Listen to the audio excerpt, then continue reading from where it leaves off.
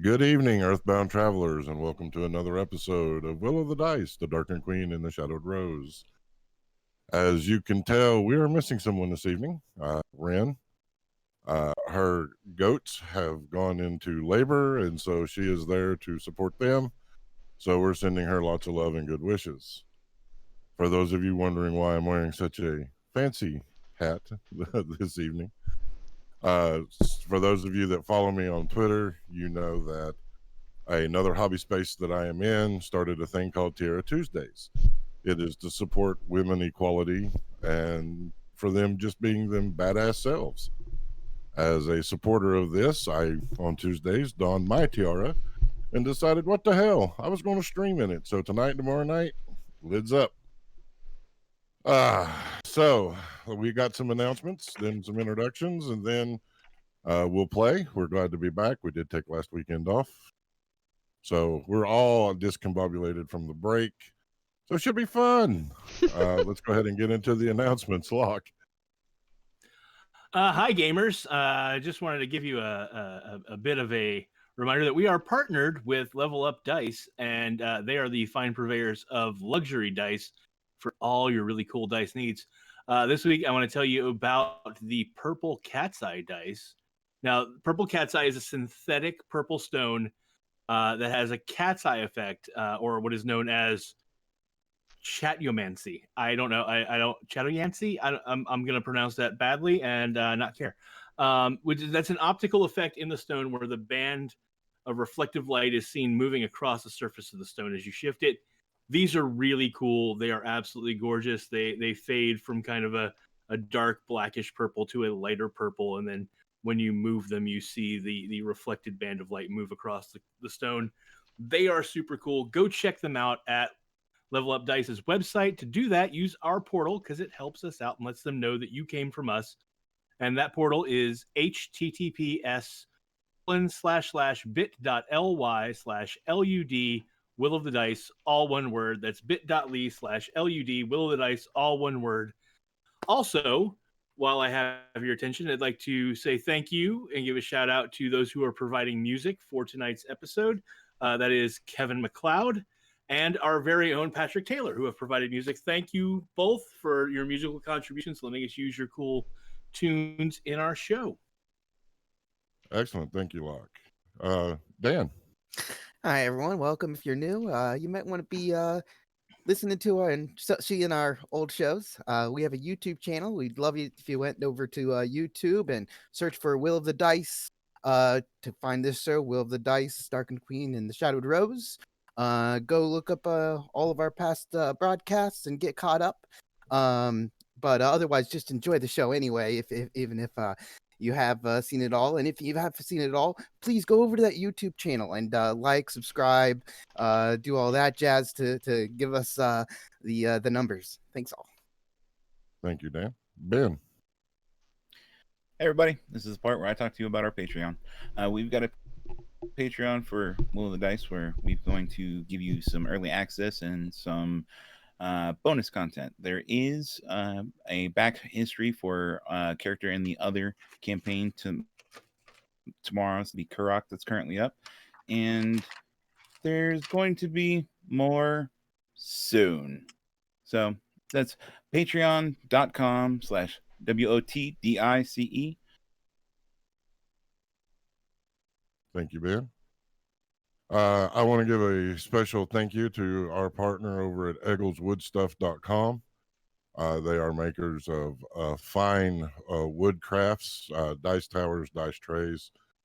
They also span into other territories such as looms, things of that nature. Go give them a look. It's Eggles, EGILLS, woodstuffs.com. I believe that's all of our announcements, unless you have anything to announce, Lanta.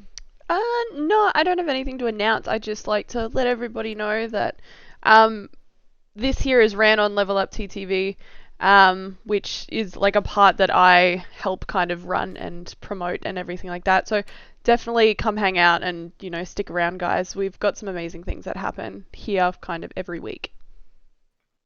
And we are very grateful to be here on Level Up TTV.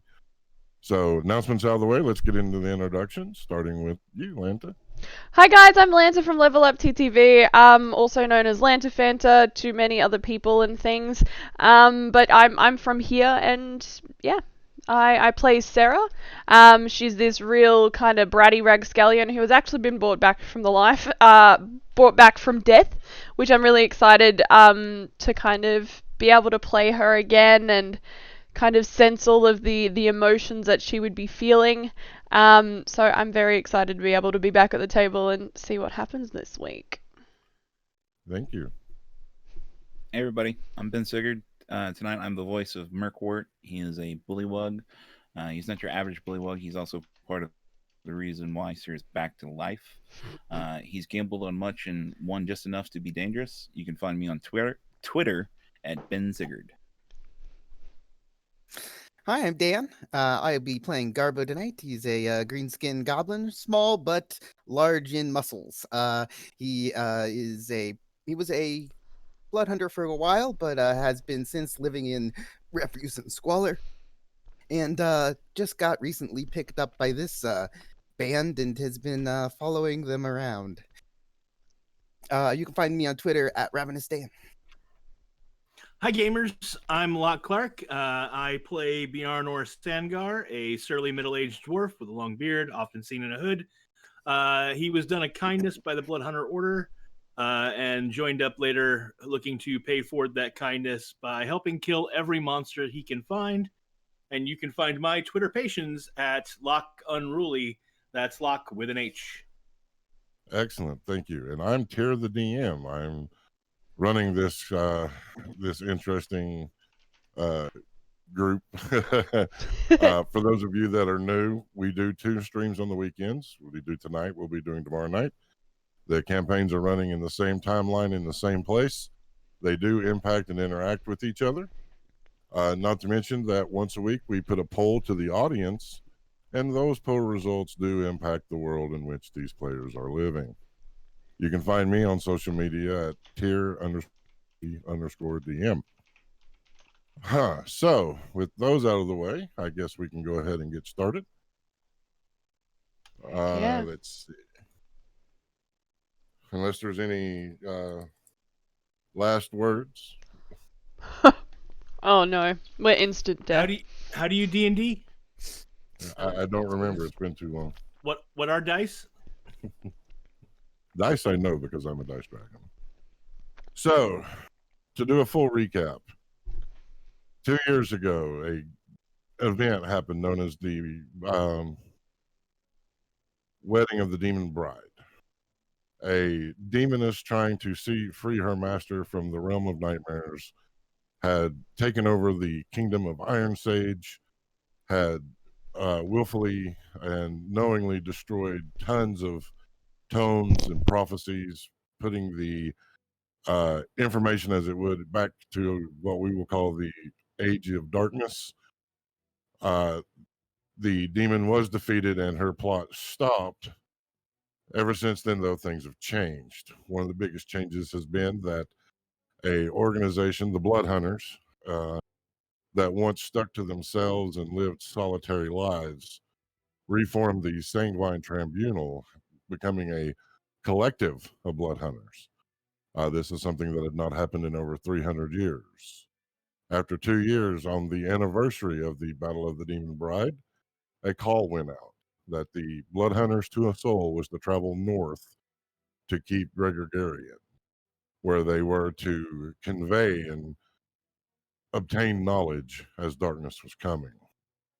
Our party, all Blood Hunters, having traveling there, most from different keeps, except for Garbo, of course, who was not there, did travel to this meeting.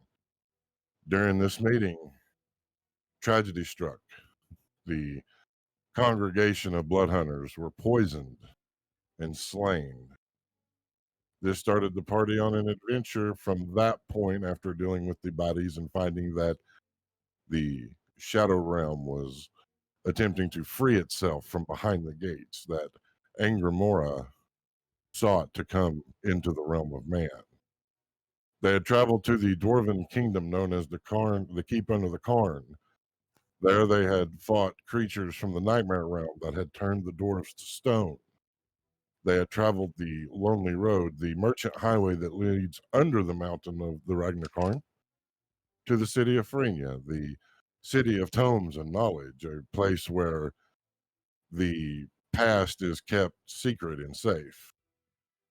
They had, during this point, had lost one of their own, Syrah, having died to a freak accident dealing with wild magic surges.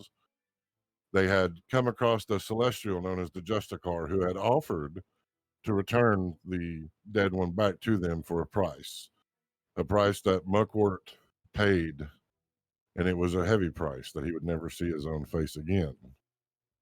For wanting more about that backstory, make sure you check out our Patreon because it will be coming up soon. She had returned while they were sitting in the tavern in the poorer part of Frenia. The party decided to have a good drink, let off a little steam. After the alcohol had subsided, they had gone to seek passage to the higher levels. It was at this point that they were hired to go forth and exterminate a pest that had not been seen in centuries, known as metal mites. These creatures devour metal. They are hardy, robust monsters that take some thought and finesse to kill. Fighting a swarm of the babies, they were able to defeat them. At this point, the ground beneath them gave way, dropping them into a chamber that held 7 large statues. At this point, the floor began to glow a soft blue, the light traveling up around the statues as runes in this blue light began to make their way up Syrah's body. Large blue wings spreading out from her back. And that is where we left. And this is where we will continue our story. And this is where we discover you have been forsaken to the will of the dice. The last thing we had done on the last campaign, Banor, you had rolled your perception check and the only one to see the wings forming on Sarah. So I'll ask you at this point, what would you like to do?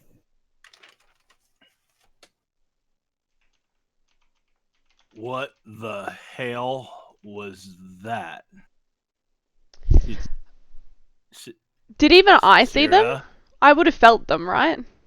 No, you do not feel them. Okay. What are you? What happened? Yarnor?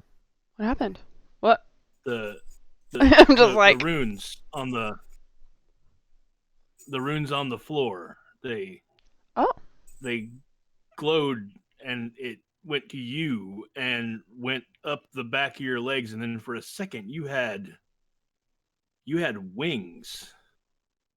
You had blue glowing wings for like a second. Were these like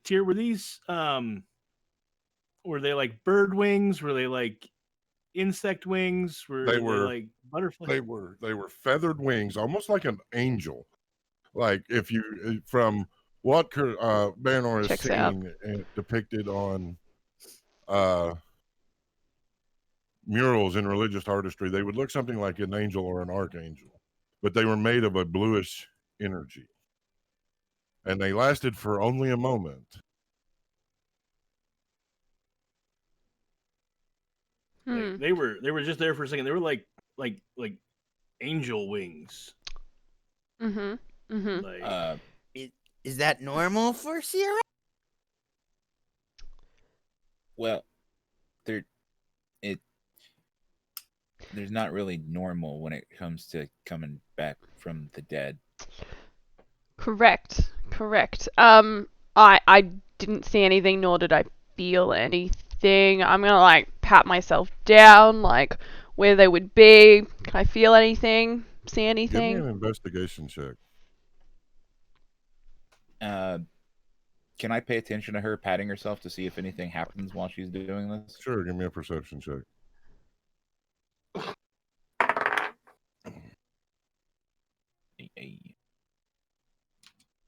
What'd you get, Syrah?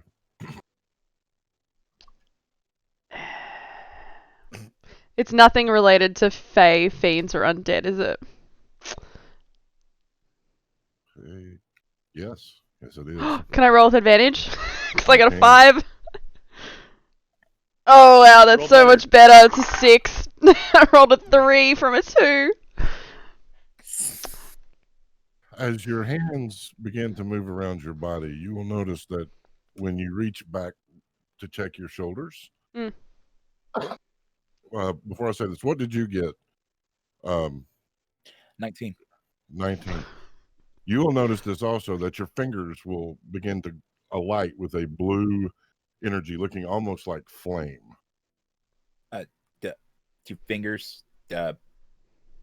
Like, do they stay blue? Yes, it stays. Oh no, what did I do? How do I get it off? How do I get it off? I'm gonna like shake them. I'm As gonna you like. begin to shake them, you'll hear a oh child, it just means you have blood of the old ones. Blood of the old. Did I hear that? Can I like search for it? Yeah, you Is all it heard it. only? Oh goodness. Okay. Oh, then I whip around. Yeah, You spinning see, around in a circle. coming between two of the large statues, a man hunched with age, a long white beard that is braided into several decorative braids, long white flowing hair, wearing a simple gray tunic, breeches, and a cloak, clutching a walking stick as he weakly makes his way forward. Oh, well, I haven't had visitors in quite some time. I think it's been, a few years. Let's see.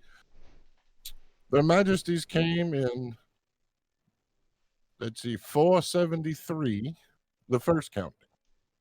So, whatever year it is now, That's been a really long time.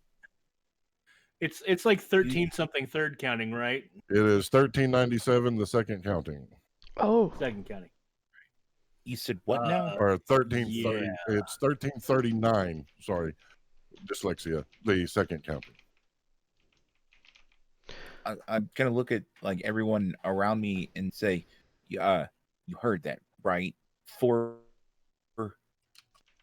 And it's How long? Would we know how long Who are the you? first counting was? The first counting went to 2020. Huh. Yes. Quick math. That's Message. who are you? I am Clovis Pitchbach. I am the guardian of the Tomb of the Veils that you seem to have found yourself into. Oh, it's Of nice the- to meet you. My name's Garbo. Hi. Hello, Garbo. It is a pleasure. Mm. Guardian So of the you're what? telling us. You're telling us it's Okay. been 2,800 years since you've had a visitor. Well, that depends. What year is it? It's 1339. Is that right? Did I The get that right? second Yep. counting. 1339, second counting. Then yes, that would be correct. It's a long He- time. Murkward's like Fine. stumbling.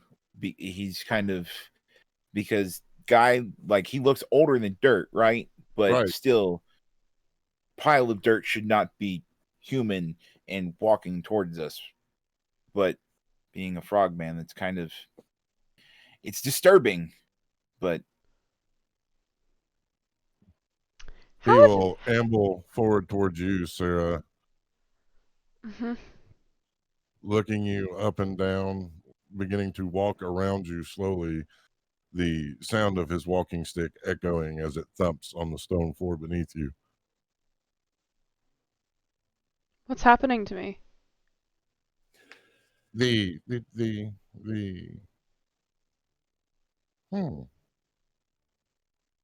One moment. He will walk back beside the statue where he stood, bowing his head, pulling his cloak hood up for a moment.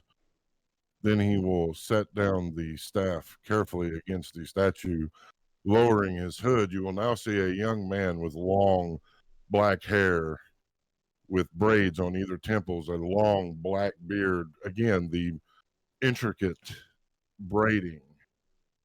as he will then smile and give a proper bow. As I said, I am the guardian of this hallowed ground, and it would seem that you have blood of the old one. What does that mean?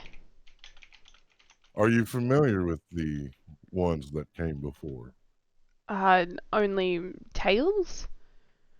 So, most of the tales, while some exaggerations are true, there was a very powerful, powerful race that inhabited this world long before our age. They were wise and creative.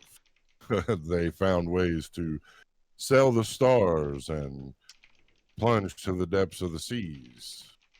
Their arrogance almost destroyed them, but they decided that preservation of knowledge would be the greatest thing to come if such events that has transpired in the past was to transpire again. So they made this place, the Tomb of Veils.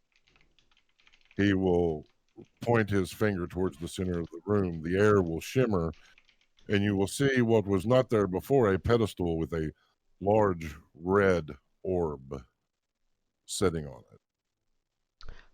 That looks ominous. I'm gonna. What's that? This is the Orb of Veils.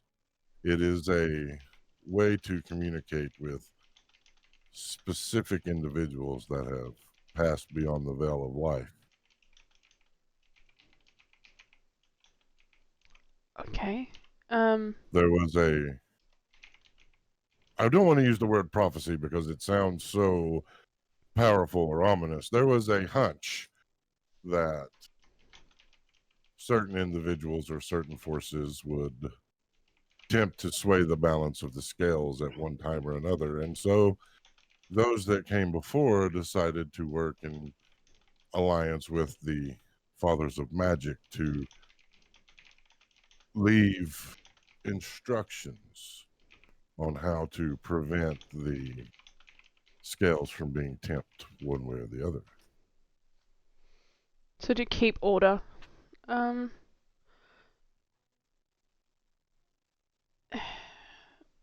What makes me different having the old ones? Why is this happening to me?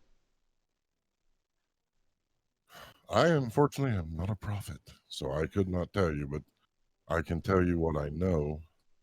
First, I can tell you that the orb is currently useless. How It come? there was an attempt to acquire it from one that was unworthy to touch it. Doing so had triggered some of the countermeasures that had been placed on the device and have cracked it. The only living individual that can repair it is missing. He is a mage by the name of Samson the Gentle.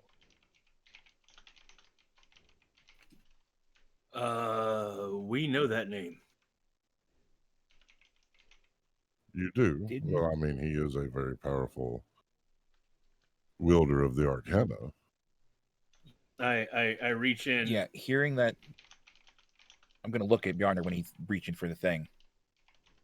I pull the letter that I forged back at the keep out, and look for the relevant part where Samson talked about where he went. It's the letter, since you do have a copy of it, said that he had gone to be with his people. I don't suppose you know where his people are from. I do not. Was It he seems that fate has brought you here, though. was he part of this other race? Do you know? He was part of the founding of magic. He was not one of the fathers, but was one of the... Oh, where to begin? He will tap his finger on his staff, it will turn into a chair, a very simple wooden frame chair. He will have a seat, extending his hand with a small flourish. A teacup steaming will appear in one hand.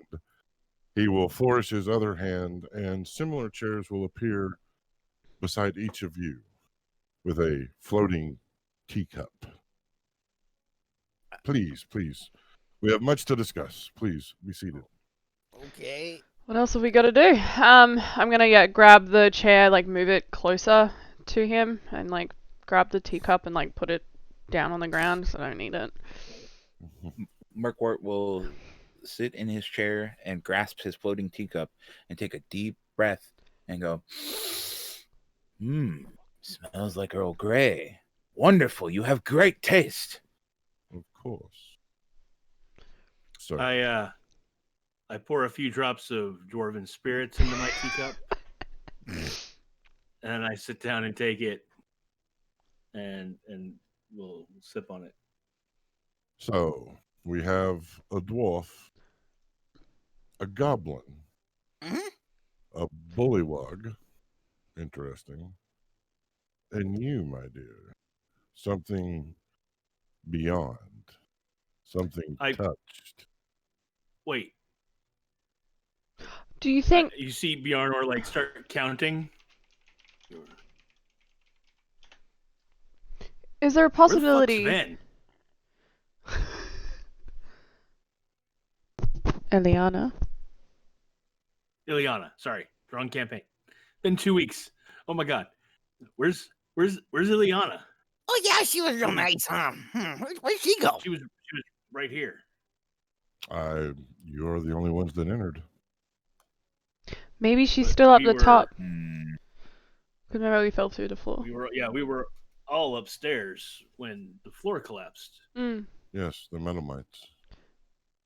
Did you send them? So That's what happened, right? No, Jog my memory, Tier. Okay. So How did we get down here? Yes, to recap, you all had fought the Metalmites, who are a burrowing creature. You had gone to pile all the bodies in a corner. The weakened floor caved in. And we fell through. And you fell through, correct. No. The Metalmites' appearance is a bad omen. That is not something that I have the power nor inclination to do. But in order to get to the meat of the matter, we need to begin at the beginning. Do you all know, how do I phrase this without potentially insulting you? Your races, what are they teaching about magic and the fathers of magic and such? Do they teach the old ways? So because of all of the knowledge underneath Frenya and everything, would I know that they don't teach the same way that they used to in the old days? Correct. Okay. So from everything that I've learned, it's very different. Magic is not taught as the way it used to be, of course. So we'll begin with the beginning. Everything that you know is possibly wrong, and possibly told wrong on purpose. Fools attempting to divert the rivers of fate and such. That makes a lot of sense. The people that taught me kind of sucked. Interesting. So long ago, when the others, the ones that came before, were alive, in the beginning there was no magic. There was only the world and the people within it. But as they grew more powerful in knowledge, they began to find that there was a certain energy in the world. The life force of Rune Kesha emitted a powerful force. They communed with their gods and begged that this force be made to something that they could harness, that they could do good with. So the gods convened and created a place called the Great Falls. From the Great Falls, they summoned 7 individuals. These were known as the Scions, for they were the children of the gods, and each was a father of the school of magic. It was after this point that magic was given to the people that came before. However, there was a word of caution. For you see, in this world, magic is interwoven with nature. They are one and the same.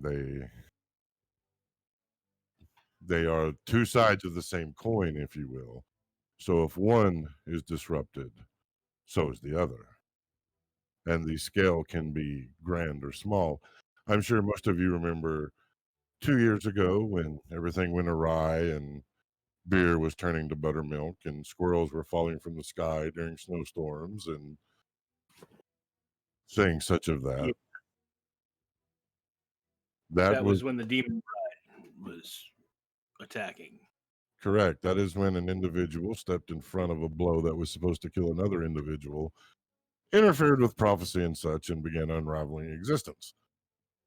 That is what I'm talking about. So you have the Scions. Well, they gave magic to the people, and the people used the magic to better their lives for a time. But power corrupts, and absolute power corrupts absolutely. And they became power hungry. And in doing so, they managed to create a creature so vile and so savage that it sought to devour the very realm. His name was Malacutius. He was known as the Scourge. It was at this time that 7 brothers, direct descendants of the Scion, forfeited their life to lock away this creature, creating a new realm called the Realm of Nightmares, where all the bad things were sent. For you see, in life, there is not just good or just bad. Everything has a balance. And when you do something good, you put good into the world, well, there has to be a balance. So there will be evil that accompanies that good and vice versa. Now, there's the age-old question, is good done in the name of evil still good and such, but we won't get into that. What we'll get into is that because of the nature of the magic in this world, given the proper motivation and knowledge, one could literally transform this place into anything they wanted. It could be a paradise, a garden of endless life and glory. It could be a living hell, a fire and brimstone damnation.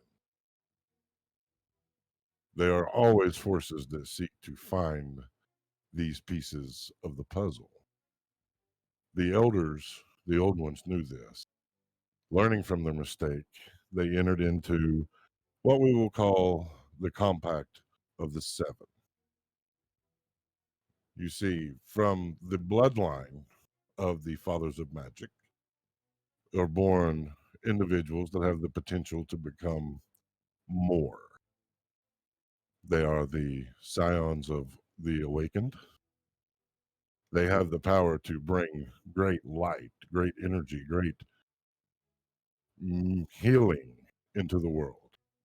They are the light side of the coin. They are the sun, as it were. Then you have the scions of oblivion.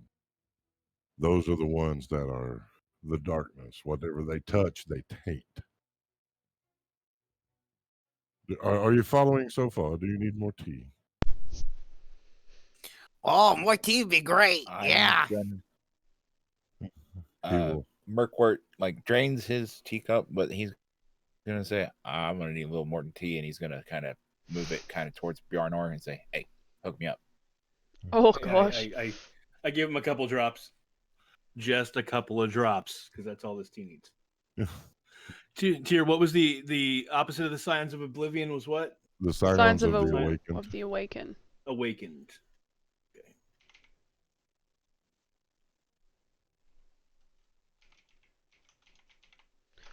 No, I'm. A lot of your story is quite interesting. Oh, it gets more interesting. See, this is the good part. You see, should something attempt to rebirth this realm, the scions of the awakened, the scions of the oblivion, they can be brought together through a special ceremony, we shall say, and their glorious death would reborn the realm the way it's supposed to be. It would stop darkness from consuming or light from overpowering. It would restore balance. Now, they did not want to elect scions. After all, if you know who the individual is and your plans are to do nefarious deeds, if you kill someone, well, then, oh, there goes the ceremony. No, no, no. The scions, they're to be chosen. So there is a ceremony for that as well that must take place at the Great Falls, as it were. And that, my dear, is where you come in. For you see, it is one of the old blood, one of the ones that come from those that came before, are the ones that can begin the search for the scion. So I have the capability to find scions. Yes. But how? Well, it's Is your that- blood right. How would I know? I do not know. But I know where you can find out. He will point to the orb in the middle of the room. Now, I've given you the backstory of the scions. Now I must tell you how this is actually important and pertinent to today. The Metal Mites. The Metal Mites were guardians. There was a tomb with a book.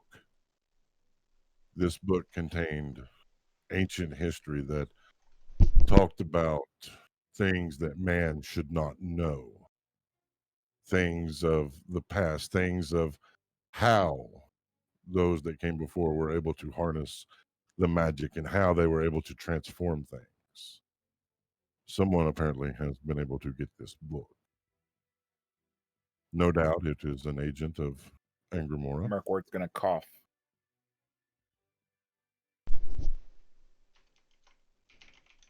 Yes.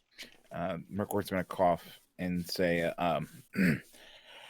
"Yeah, book like that would be really, really bad to fall into somebody's hands." And he's gonna like scratch the back of his head and say, "Oh, fuck." Well, thankfully, they need to be able to open the book. That's a bit trickier. But it is my belief that the agents of Angramora are on a quest to find the keys to the gate, open the gates, and destroy our realm, making it all a large, shadowed nightmare. Are you familiar with the forming of Angramora and the crowning of the queen? No. Yes. What's that? I've read about it. What do they teach you? Ugh. I wasn't very good in school. So, I many look at his arms. years ago, remember we had the realm of the nightmares where all the bad monsters went. Mm. Well, again, you cannot have light without dark and dark without light. Correct. The powers that be on high came together and realized that there had to be, for lack of a better word, a place of light, Mm-hmm. a place of darkness. There had to be rulers of this place.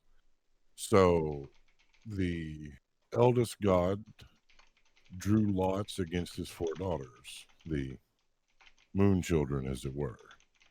His youngest daughter, Gangriella, was to be the sacrifice. She was slain on her wedding day in a plot to send her to the shadowed realm, there on her throne, she was coronated and became the Queen of Angramora. She knew the importance of the balance. She knew that the shadows must stay shadows and must stay in the shadowed realm. Her brother, however, had greater designs. So years ago, Angramora vanished. No one knows where she went, but her brother sits the throne.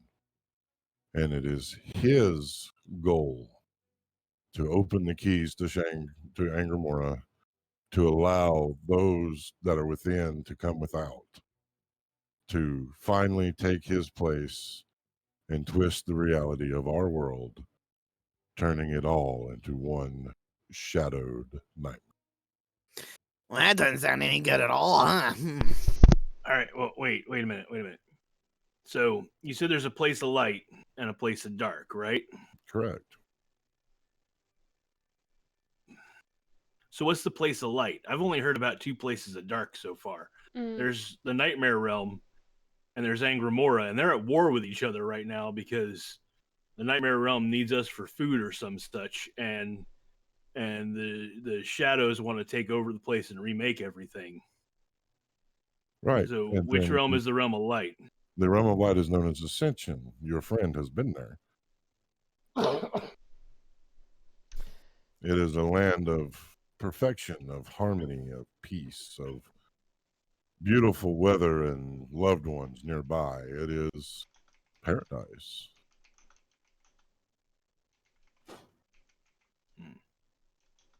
Well, that sounds like a pretty good place. What's the catch? You have to die to get there. Oh, well, that's a pretty bad catch. Yeah. Yes, it wasn't really enjoyable, I would say. All right. Who was the owner? Who was the caretaker slash the ruler of the land of light in the sanction? In Ascension? Yeah. His name is Claudius. He is the ruler of light. No one has seen him, but we know he's there because, well, the light is still there. He's not the one who helped me come back, was he? He was a different god. Was the Justicar. Yeah, that's right. He is what we call a agent of the scales, for a dramatic term. He is one that travels the world and tries to keep the balance in check. Okay.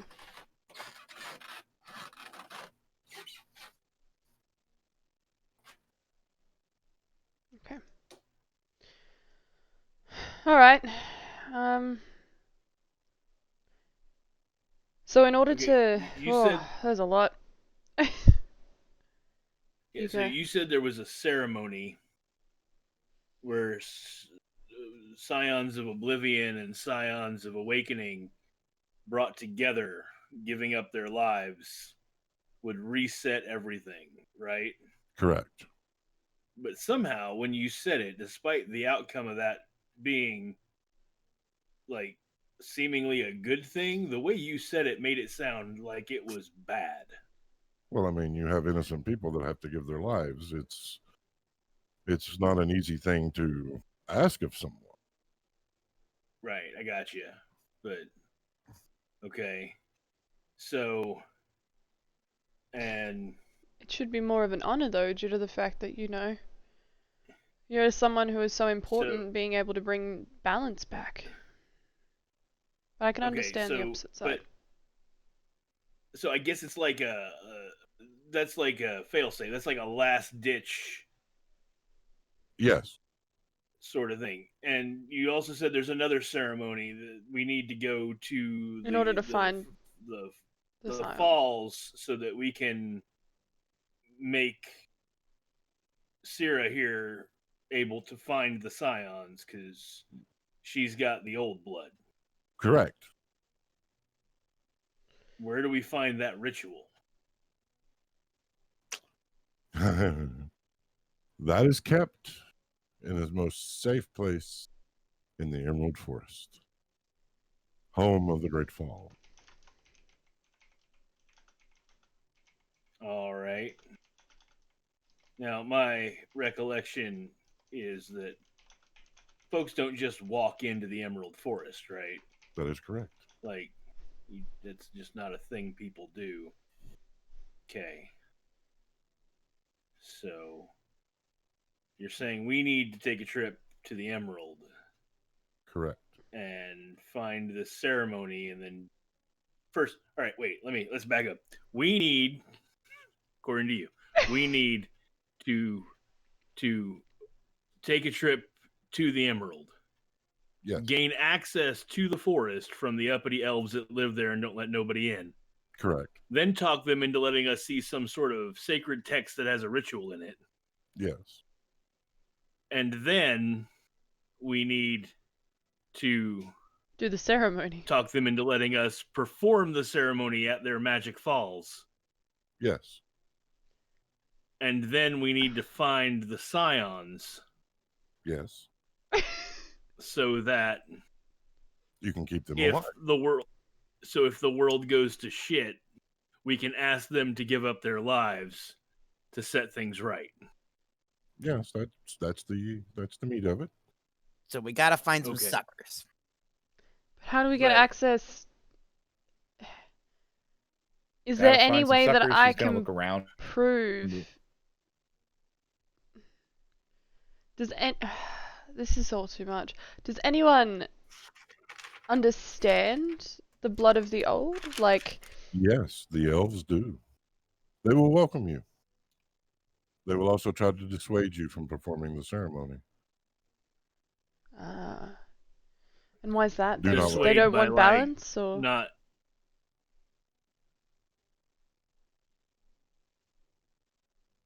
They cannot stop you from, one, having the proper documentation to perform the ritual. Two, they cannot deny you access to the falls. And they cannot interfere with the ritual.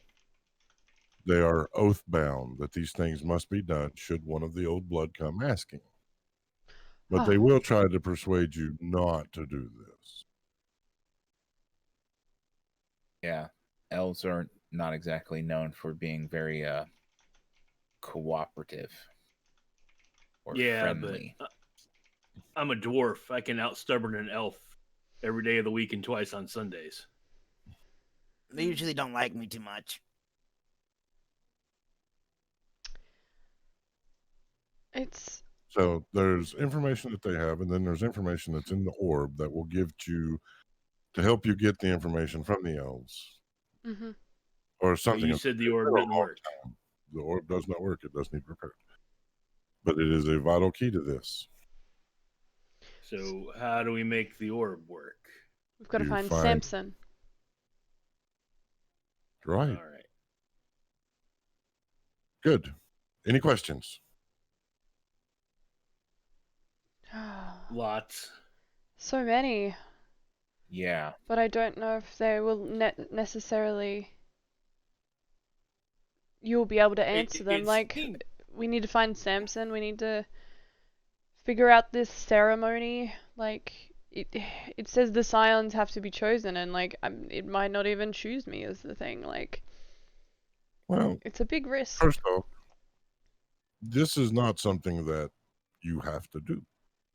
It is something you may choose to do, but it is not as if there is some prophecy or some mandate from the beyond that you're the group to do it. You're simply the group that fate brought here at this time when such chaotic things were transpiring. Mm. Well, that's good news. We can just go on our way then, and someone else is gonna come and do it, right? I do not know. if Why- only it was that easy. Why do you reside here? What keeps you here? Telling this tale. Oof. How many times When have our you told it? convers- Once today. Oh god. When our conversation is finished, I will finish my tea. I will go and lie at the foot of my creators, and I will slumber for the rest of eternity, passing from this world to the next, hopefully to the realm of light.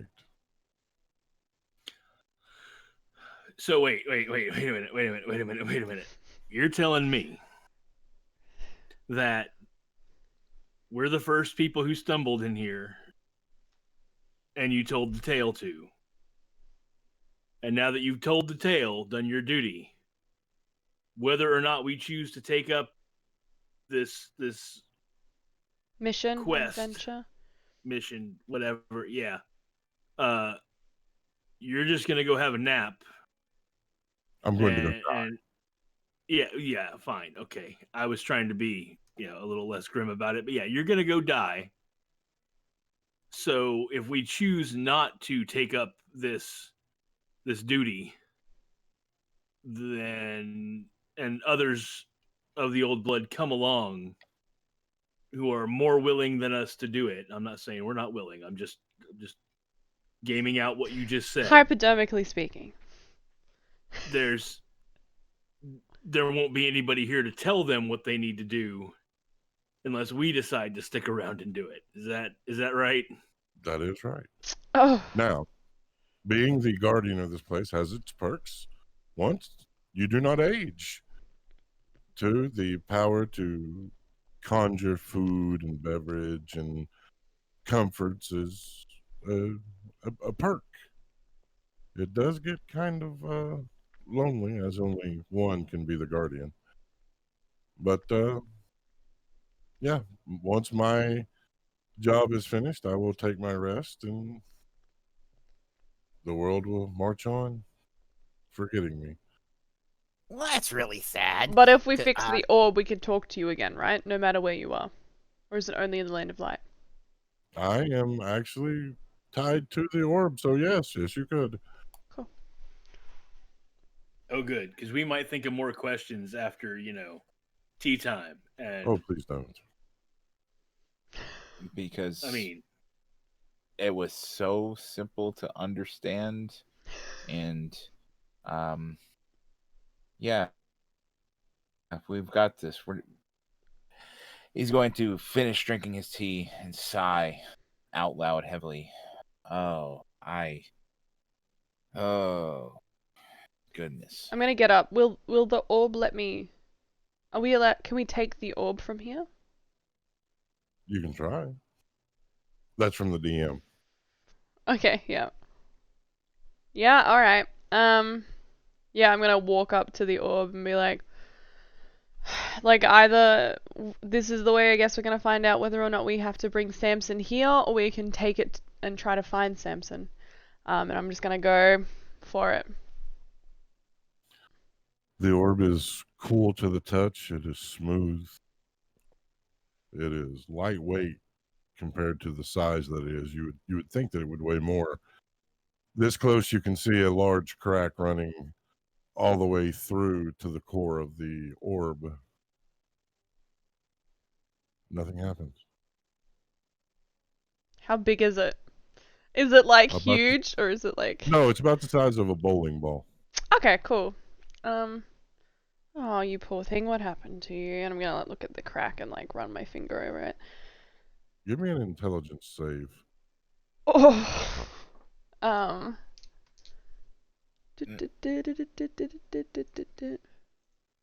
Alright, intelligence save. That is a 15. When you ask it what happened and you touch it, there'll be a flash for a moment. And you will see this cavern that you're in with these large statues and this orb. You will see the orb on the pedestal in the center, and it's glowing, thrumming a soft red. You will see a creature cloaked, the cloak that of swirling shadows, moving to and fro, sneaking into the cavern. You will see it lay hands upon the orb. There will be a discharge of energy, the creature obliviated, and the crack appearing in the orb. Okay. I'm gonna Are you okay? You kind of dazed out there for a second. I'm gonna keep holding it, but I'm gonna move away from the pedestal and back to my chair. The creature that came in and, was completely incinerated, but caused the crack. What kind of creature was it?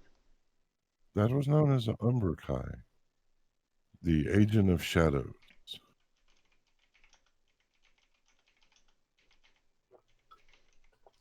And what happened to it? It was completely and utterly destroyed. It touched something that it was not allowed to touch, for you see, only those with the blood of the old can touch the orb. Well, now anyone could touch it, but when it was active, when it was thriving, when it had its power, any that touched it that were not of the old blood, well, they've met a grisly end. So, anyone of my party could touch this now, because it's Yes. got the crack. Okay, cool. Okay. Cool. Tyr, do I think that thing will fit in the bag of holding? It will. Cool. All right, one more question, real quick. Actually, first I need to ask the DM. I can't ask that without metagaming unless I ask the DM a question first. Is there anything else You down said- here that is of use? Hold on a second. We're walking for over. it. Go ahead, Yeah. walk. You said in the opening description of previous events, I couldn't help but notice that you said that what we fought were baby metal mites. I, as the one who had the most knowledge of the metal mites previously, would know that, or I think I would know that. So can I? Would I know if Mom would be around, or do I need to ask him if Mom would be around, or do they? Because I know they lay clutches. So is Mom a worry? Do I need to ask about that? Give me a history check. We'll say it with advantage because I don't remember what your investigation check was. I thought it was 19, but It was something like that.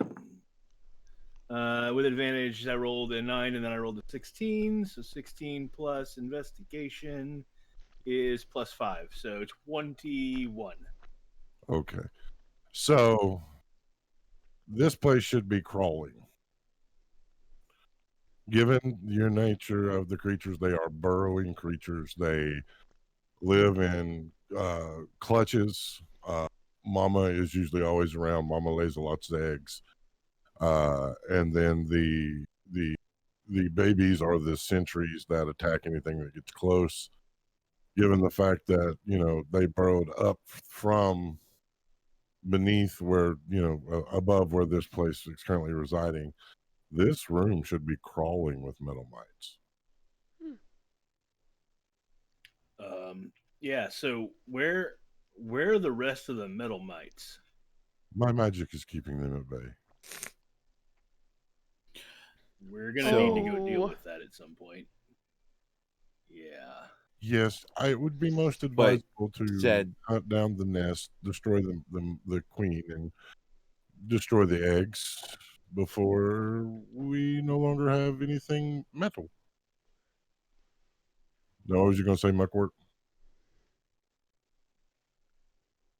He just said that for now, and his magic is keeping them at bay. He also said that he's going to go die, so that means his magic is going to go with him. We're kind of fucked, guys. Yeah. I was with you on that. I was picking that up too. Yeah. I don't suppose that you want to give us like a head start, like just hang out here and have another couple cups of tea while we go deal with this before you wander off to perish. If it helps, I could drink tea with you. If you need someone to get tea. Oh, so you want to fight the mother? Well, we don't necessarily want's want a to lose strong word. Frenya. Very well, then. Please stand and prepare for battle. He will stand and straighten his robes. He will take his walking staff up that is the chair has Fuck. vanished. Stamp it twice on the ground, and you will Wait, see wait. that part of the wall will fade, like energy receding back. You will see the ground start to tremble as if something is burrowing, and I need everyone to please roll for initiative. Fuck. Fruitcakes. Alright. After you roll for initiative, please join me at Owlbear Rodeo. Ah! For Okay. those Yeah. of you out there that play over Discord, over Zoom, digitally, remotely, however you wish to phrase it, if you're looking for a good, solid platform to run your battle maps and you don't want to have a heavy underpinning of a virtual tabletop, check out owlbear.rodeo. It's made by some great Australian folk that have developed this platform. It runs on anything. I've ran it on phones, I've run it on tablets, ran it in browser. It is absolutely wonderful. I love it, and want to give a special shout out to Kauai Tornado because our map this week is one of theirs. I tell you, this individual, I will give them the roughest detail of what I'm needing, and it's like they can read my mind when they give me what they give me. Hey, Tier. I don't suppose that sitting down to have tea. I don't suppose that counted as a short rest, does it? I'm going to say it does. Oh, good. Okay. You know what? That means I actually, that brings up a good point. There's something I forgot to roll for from the tea. One moment. Oh no. By the way, the tea was laced with psychedelics. we are all tripping balls. I'm using my new purple cat eyes that Locke was talking about earlier.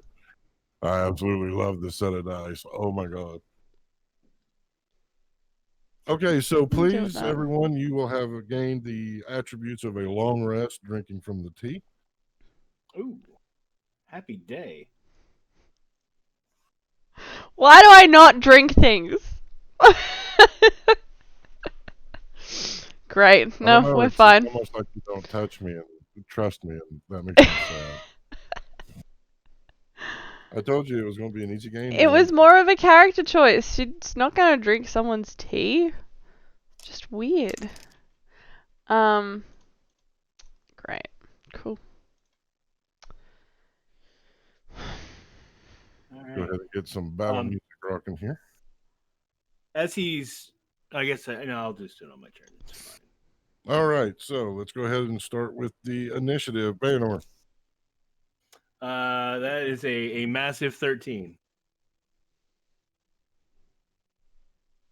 All right, Garbo. 15.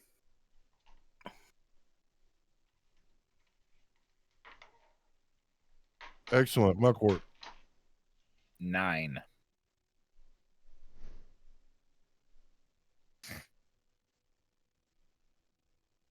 And Sarah. 15.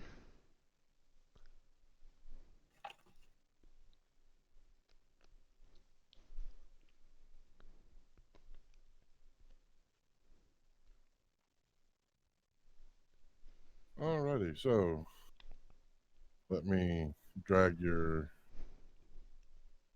models over here. You can place them anywhere inside this inner circle that you wish to.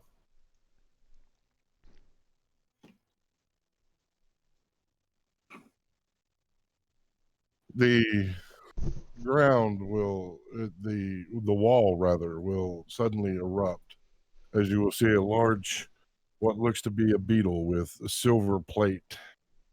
The large pincers and the taloned legs bust through, screeching in a most monstrous way. Sarah, you're up first. How close is it to me? I'm trying to see it on Owlbear. Where is it? Oh, it's ages away. Okay. Yeah, you can arrange yourself inside this. Oh, okay, cool. Might be a little bit closer then. All right. Where's my measuring tool? You are 25 feet away. Thank you. some reason my measuring tool isn't working. What are you working? Weird. Anyway, cool. 25 feet. Yeah, cool. I'm gonna Oh, it's an action. I'm gonna pull out my obsidian sword. Okay, that's a free. Object interactions are one object interaction is free. Cool. And then I'm gonna get up to it and just go for a good old slash. Okay. We'll find out. We'll find out. Alright. That's an 11. That will miss your blade sliding off the armor. Okay. And that's my turn. All right, Garbo. Ooh. Okay. So, Garbo is going to jump. I believe. Yeah, we're gonna. Oh, I gotta get the right. He's gonna jump up onto this statue right here. I just put myself on top of. That is like a 25, 30 foot tall statue. I can jump. Oh gosh. shoot. How far can I jump? I apologize. I can jump with a 10-foot running start. I can jump 66 feet horizontally and 27 feet off the ground. Okay, so Holy go ahead and get your moly. dex check for the landing, and we'll go from Okay. That's a big one. Oh, that's real bad. That's what she said. That's an 8. That's what she said. there. Okay, so with the feat that allows you to make the jump, I set the DC at 5. Oh. So you're okay. Oh, You're good. on top of the statue. Whew, whew. Okay. Well, and then I'm going to get out of my pack an alchemist fire and throw the alchemist fire down onto the big beetle. Okay. Ooh. That's only that's an 11 to hit with my alchemist fire. 11 will miss. Yeah, yeah. So that will then bring up Banor. All right, yeah, I'm going to. Banor stops, hunches over for a second. Bones begin to crack and pop as he shifts from his dwarven form into a bear, a big old werebear. Nice. And then I love it. so let's take him up just one size. Thank you. And then pull my battle axe, and my movement is somewhere 25 feet. I believe I can make that to the thing. Yeah. So I will move up next to Sierra, and I will take a swing at the beastie with my battle axe. 17 plus 7. That'll hit. This is the obsidian axe, correct? Yes, that is the obsidian axe. The obsidian axe, which does a D8. There's my D8. For max damage, 8 points of damage plus 6, 14 points total. And then as a bonus action, nope, I don't get a bonus action. I transformed. Never mind.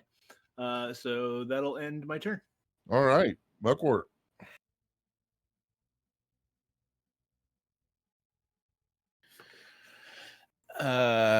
So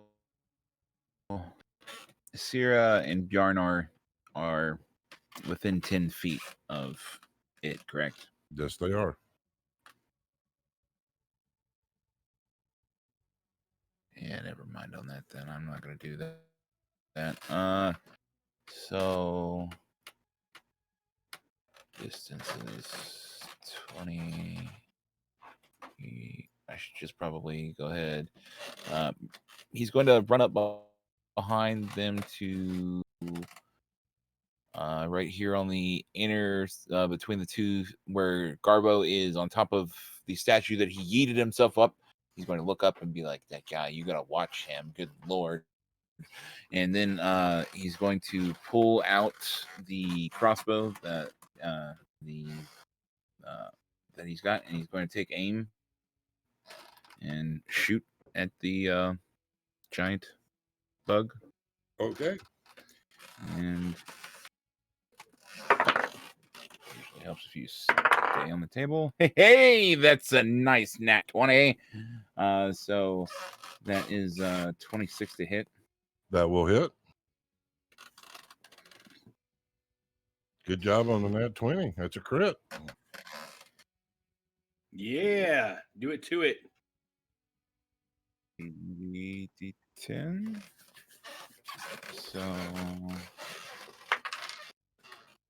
plus the 4, so it's gonna be 11 points of damage. What did you roll? So 7. So plus the 4, so it's 11. So 7 plus. What's the 4 from? It's 1d10 plus 4. So I rolled a Okay, 7. so Yeah. 7, 14, 18 points of damage because you critted. Okay. And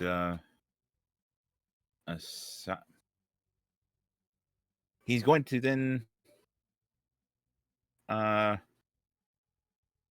a bonus action activate his Crimson Right. I should have done it beforehand, but whatever. On the crossbow. All righty. It is now the creature's turn. I need Sarah and Baynor to please make a dexterity saving throw.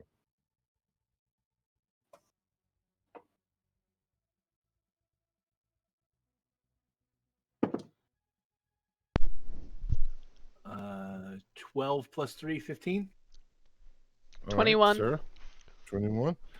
The creature will rear, and you will see this large organ appearing between the plates on its chest, spraying out this viscous, stench-filled liquid. You're able to each move out of the way before it lands on you. It will then set its eyes on you, Bayanor, and charge with its pincer and with its claws.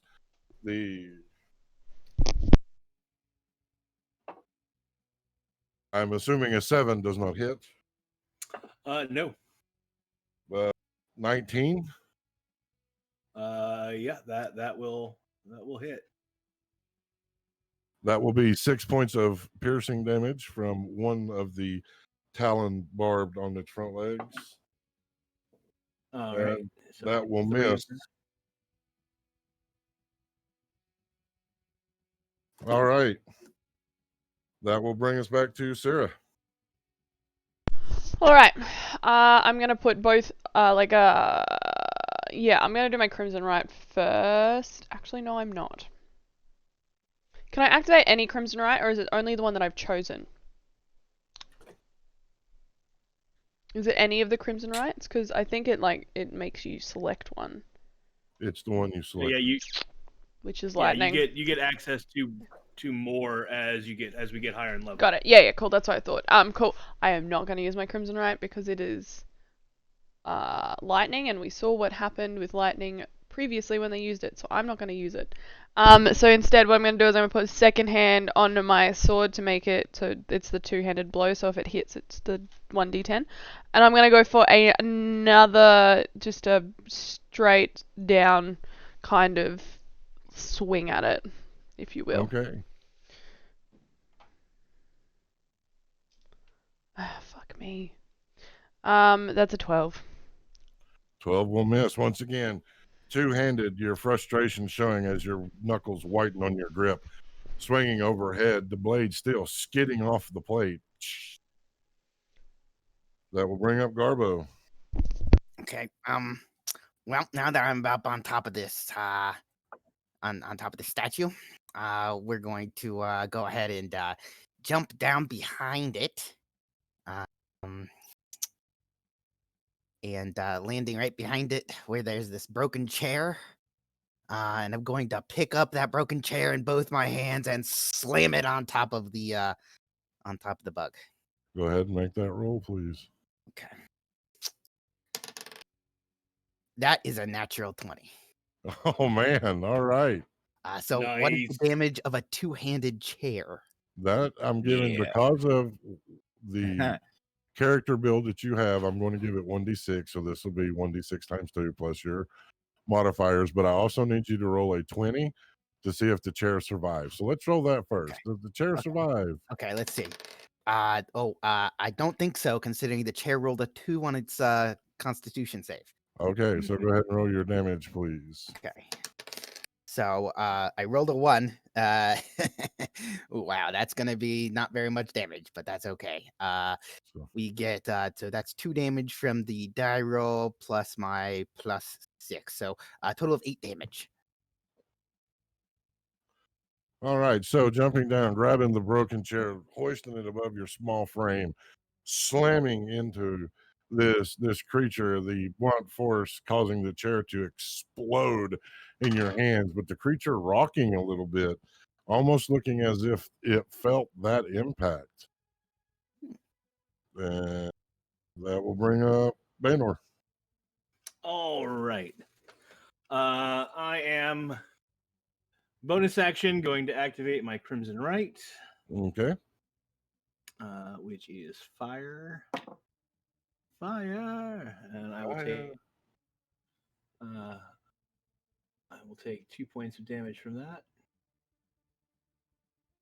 And then I will, since I don't have a bonus action and can't swing another weapon, I will grip my axe two-handed, taking my cue from what Sarah did, and I will bring the axe down on the creature for 17 plus 5. No, That plus will 7. hit. 24. That's a D10. Oh, that was almost a 10.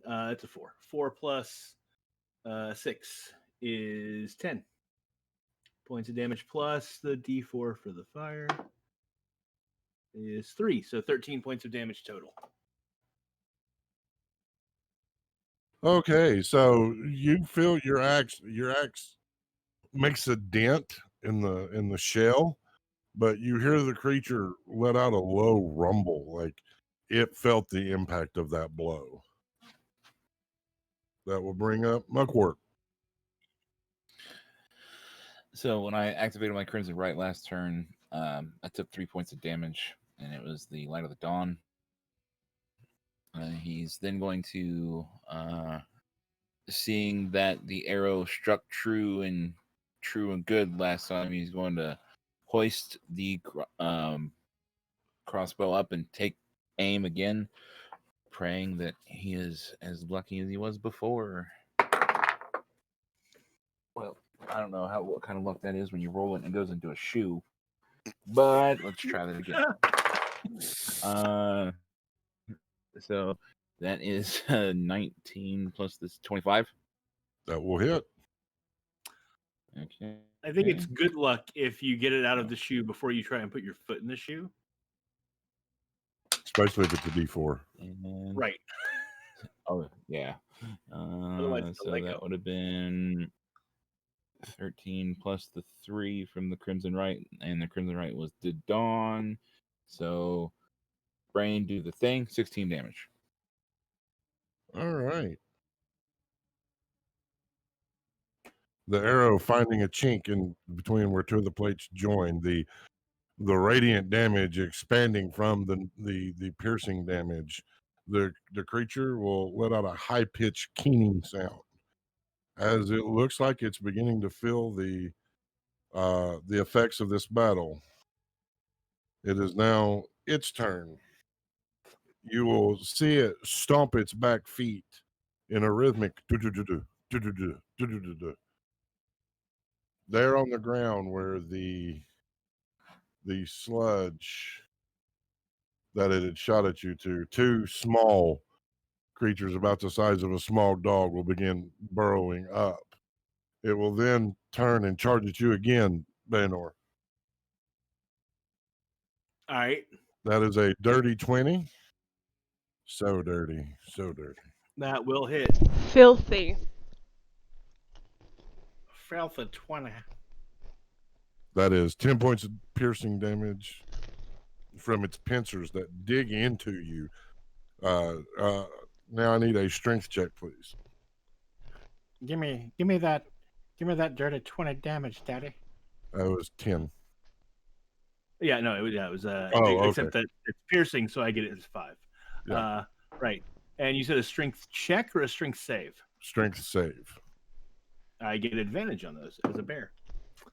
That's 10. That's 12. 12 is better. Plus 5, 17. Okay, you are able to keep from it grappling you or causing you to be immobile from its pincers. It will then attack with its 2 taloned front legs. That is a 15. That meets. I'm missing my That is- breastplate right about now. That is 2 points of damage. Reduced to 1. That is another 15. That is 6 points of damage reduced to 3.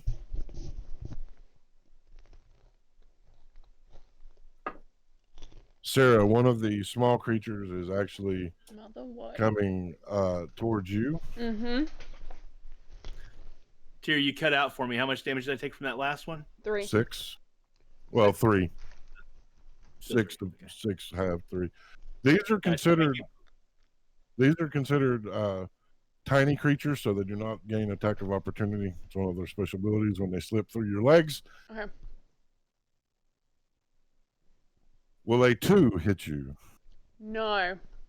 The other one is going. Hold on. Let me double check the distance.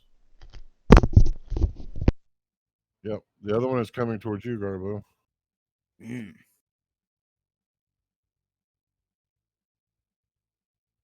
I'm assuming a 2 will not hit you either.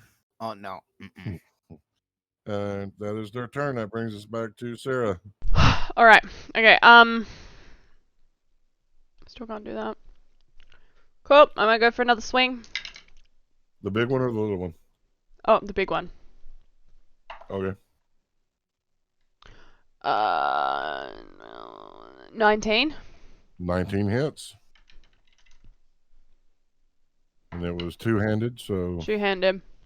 What was the was there any add-on with the It obsidian was, sword? Was it a +2? so it was a +2, yes. So I rolled a 9, so it'd be 11 points of damage, right? Yep. Cool.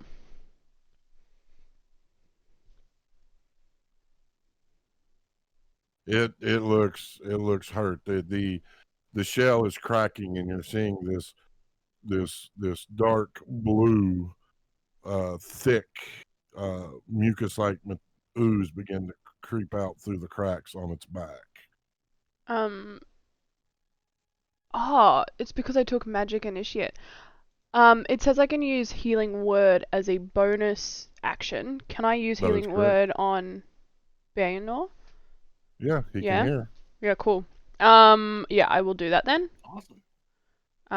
Look, it's not much, Yay. but hey. Hey, it's okay. I'm trying not to drop a foot below that halfway mark. That's 1d4 plus 3. So it's 7 points of healing. Awesome. Cool. So two-handedly stepping forward, growling this time in frustration, the blade finding one of those cracks, digging deeper, the creature letting out a screeching, high-pitched noise that almost causes you to cover your ears, withdrawing quickly, the slime just sliding to the floor at your feet as you throw a hand out, whispering in the arcane, the energy dancing from your fingertips into Baynor to heal them. Yep. It is now Garbo's turn. Oh, okay. So you said that these are skittering through with their legs. How big are they in comparison to Garbo? Okay, so they're normally about the size of a chihuahua. Oh, okay. Okay. So 12. compared to Garbo, they'd be about the size of a Yeah. corgi or a little bigger. Okay. Okay. We're just gonna punch the little one in front of me there.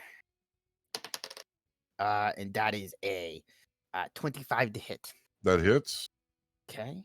So It does 8 damage, and that I'm kills going. it. Oh, It okay. splats. Well, This blue goop flies good. all over you as you just. His tongue goes out and licks his face of the goo. Okay, I need a Constitution saving throw, please. Oh, good. Like I'm Ooh. imagining like full on Scooby Doo, like your tongue travels the entire. Exactly. Exactly. Yeah. I got a 9. Okay, so that will be. So he's licking his face and like twitching, like ow, ow. That would be 18 points of damage. Oh, wow. And you are considered immobile for the next round. You are incapacitated as you begin retching violently, laying on the floor, wallowing in your own filth. Ugh.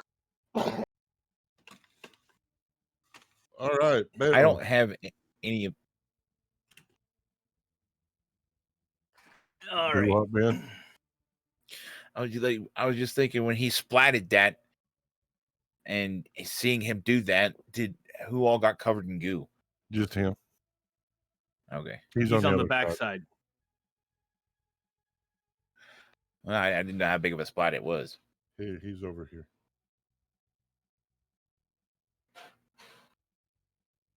All right.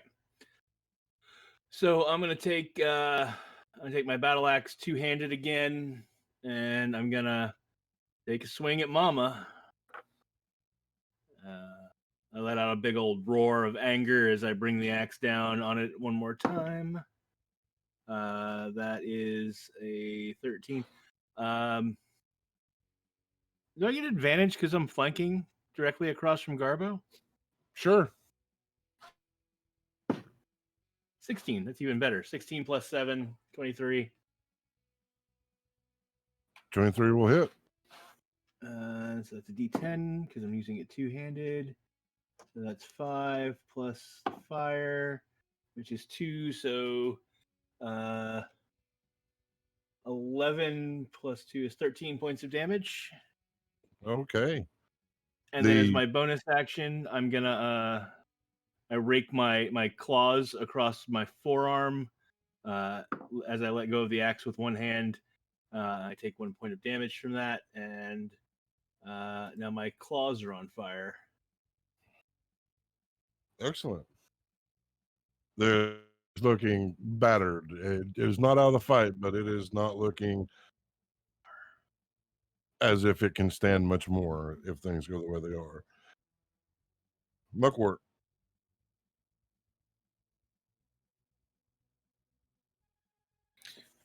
All right.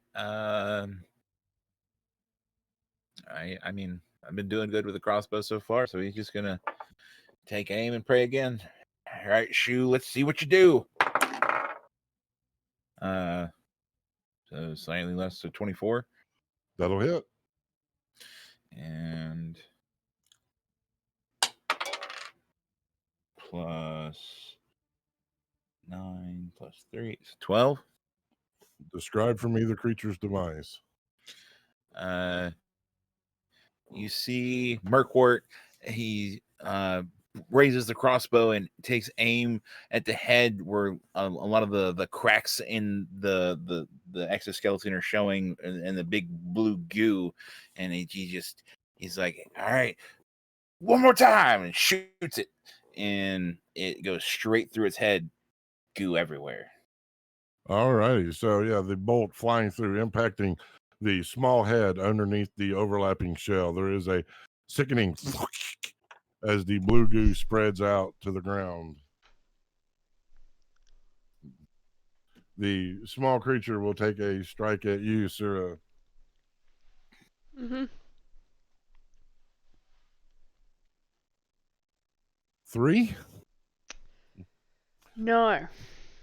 and that will bring up Sarah. Is this the little bug? Yes. The little one. Yeah, I'm just gonna then like basically I've seen that the big one go down and I've just gone swing back around and then just going straight for the little one.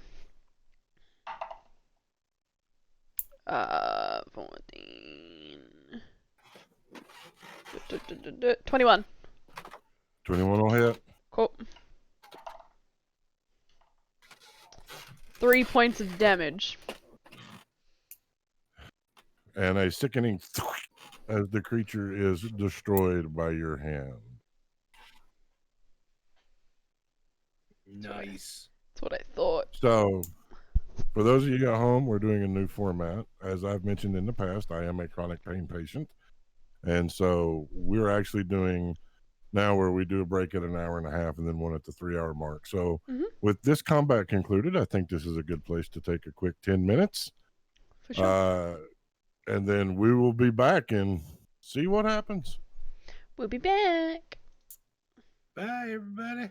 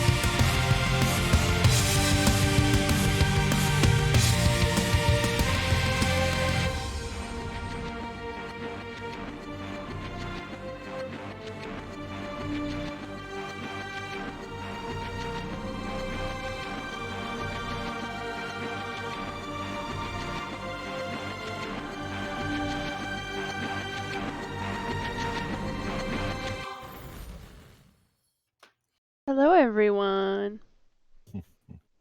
Welcome back. Thank you Welcome so back. much for hanging out while we took that short break. Before the break, the party had discovered the keeper of the Tomb of Veils. They had found a artifact that would let them speak to some people from beyond the grave, but it needed repaired.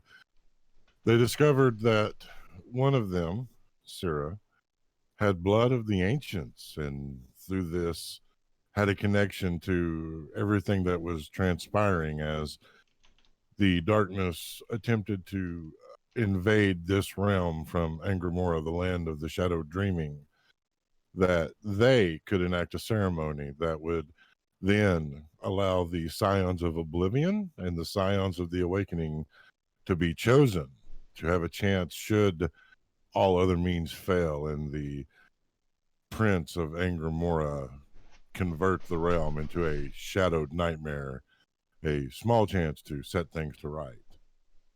They then expressed that they wish to fight the mother metal might to go ahead and get that out of the way. The keeper of the tomb lowering part of his magic, allowing it through.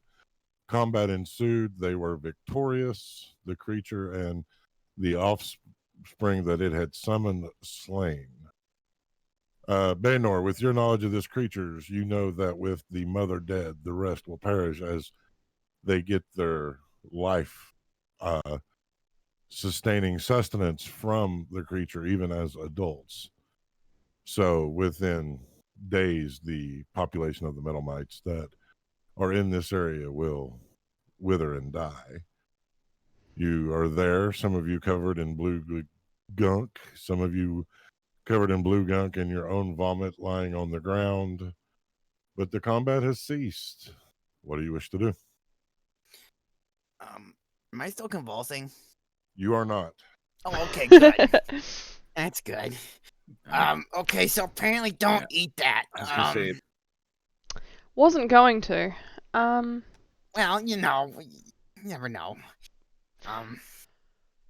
I'm gonna like.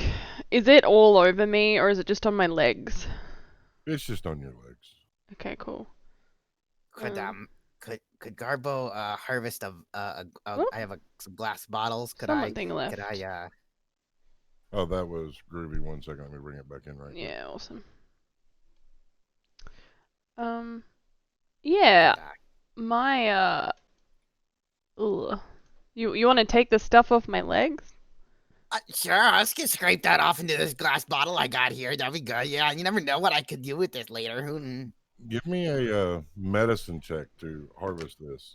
Oh man, all of the great checks for Garbo, huh? Oh, actually, that's pretty good. It's an 18. Okay, you are able to get, we'll say, 2 vials worth. Oh, okay, good. seeing him scrape this off of her and bottle it, especially after the act of licking his face sent him into convulsions, Merkward is going to walk up next to him and say, "What the hell are you doing?" This stuff is really potent. If someone gets a hold of this in their system, it could really. I eat some pretty bad stuff compared to everyone else, you know. And if that did that to me, who knows what this could do to someone else? Okay, I just wanted to make sure that you weren't like trying to bottle that for, hot sauce on the go, because you know what? That might not be a terrible idea. Maybe if I take a little bit of it over a long period of time, I can build up a tolerance. Why are you giving him ideas? Because I'm full of ideas. Some of them But not yeah, so good. hey, if the itchy green skin wants to do that to himself, I ain't gonna stop him. Well, that wasn't my first plan, but the frog just said it was a good plan, so maybe it's a good plan. I'm gonna turn around to see if the what was his name? If he's still there. He is not. The guardian. Aww. Alright, I guess he's gone. I guess we head back and Talk to Grumpy Pants back upstairs. Just So, so we. how are you getting upstairs? Ah, Oh, great. isn't there a big hole? Speaking of that, I was gonna say, how far is the hole in like seeing you yeet yourself? Do we have It is rope? 80 feet. 80 feet. That's farther than I can Wow. Wait, I have an idea. You can jump. We have a bear. Have the bear throw you and jump at the same time. It'll work. It'll be fine. Well, I see a grappling hook over there. Can I go grab that grappling hook real quick? Sure. Okay, I'm gonna grab that grappling hook. I still don't think this is gonna be long enough, but this could come in handy later. You pick up the grappling hook. It is covered in rust. It has been here for a while. Oh, okay. I mean, Do- if we need a grappling hook, Do we I throw? got one. Do we throw the Well, goblin? now I have one too. We can tie them together, make a double grappling hook. What was you saying, Sarah? Do we throw the goblin up there and so we can tie a rope off and then we can climb up? Maybe. I don't think I can throw him that far. I mean, he can. You just gotta throw him a little bit, and he can jump the rest. I'm gonna look around the room to see if there's that's any not how doors. jumping works. All right, Yeah, give we me an should investigation check check, the room. Sarah. I will help Sarah with that and provide advantage. Okay. Thank you for that, because I needed it. You're welcome. Do I just use the same time? No, we're not. Investigation, yeah? Yes. Not terrible. That is 15. 15.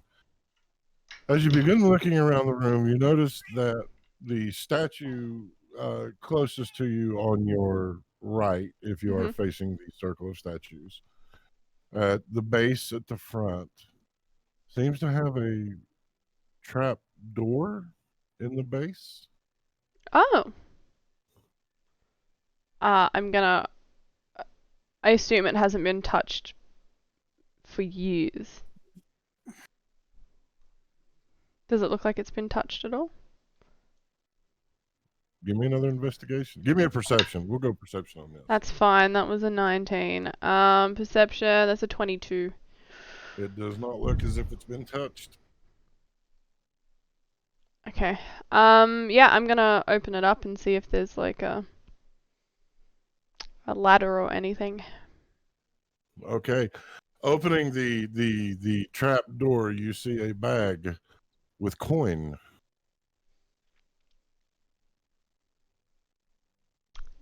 No way to get through, just a bag, just hidden in there. It's so you open up the bottom of the statue and you see a bag of coins. Cool. Yeah, I'm gonna go through it and count how many there are and. There are 400 gold pieces. Okay. I found some coin. I haven't found a door though. I'm gonna keep it on me and I'll disperse it later.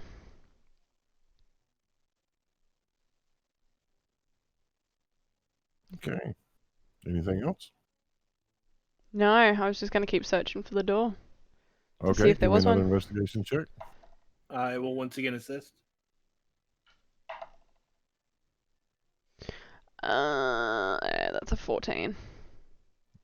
You find another false door on the statue next in line, going in a counterclockwise rotation.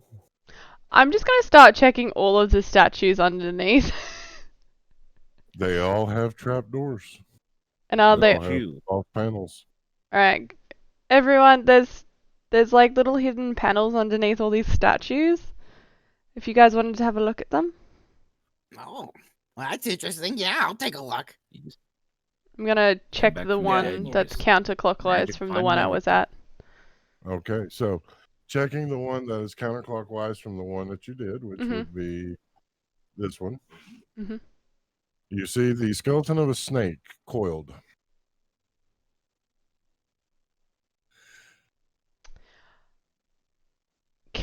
Can I'll I? go in the opposite direction, by the way. Okay. Yeah. Can you what?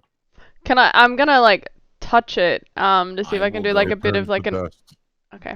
Cool. Cool. All right. Awesome. All right, Baynor. So, Opening. I'll be at this Which one? one. So she went counterclockwise to this one. Correct. I'll go clockwise, and I'll go to this one. Okay, opening the panel. You too see a skeleton of a snake that is coiled. I call that out. Snake skeleton here. There's a snake skeleton in this one too. So the one you're in front of, McCourt, that's the one you want to So- open? Yeah. Okay, give me a dexterity saving throw, please. Uh-oh.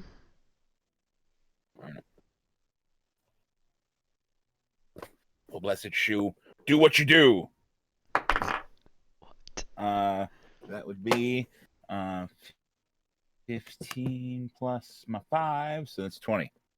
You are barely able to move. As you jerk open the door, you hear a click, and the head of the statue comes falling off.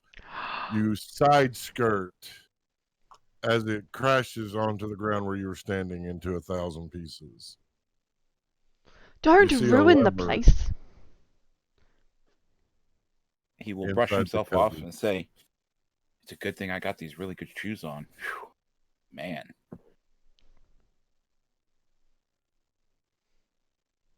So there's a lever inside the cubby.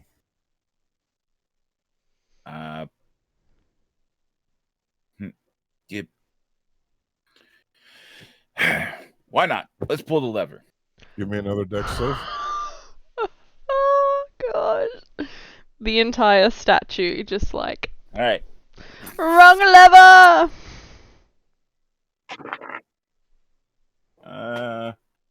So 1 point less. 19. As you pull the lever, you will hear, all of you, the sound of stone grating against stone as the statue will begin to rise slowly into the air. Its shoulders, where, there once was a head, but the shoulders busting through the ground beneath, well, above where you were. From the lapel of the cloak, a rope ladder falling to descend, giving you a possible exit. All Oh, right. that was convenient. I'm gonna move. So we've checked this one. We've checked this one. I'm gonna move around. Oh, counterclockwise. So Bearnor, you just check this one, and I'll check this one. And I'm gonna crack that. I'm gonna open it. I'm gonna test, see if there is an opening. Which one are you opening? That That one? I'm Yeah. gonna Give me a dex save. Save. Oh, which one? Dex save? Yes. 15. 18. So, being aware, as you had seen what happened to Mugmort, you were able to move out of the way. As the head of this statue falls, you see a silver dagger laying in the cubby. I'm gonna pick it up and sheath it. Okay.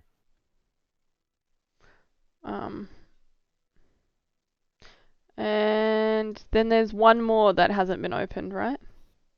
Yep. Is that the one that Bayanor's going to open?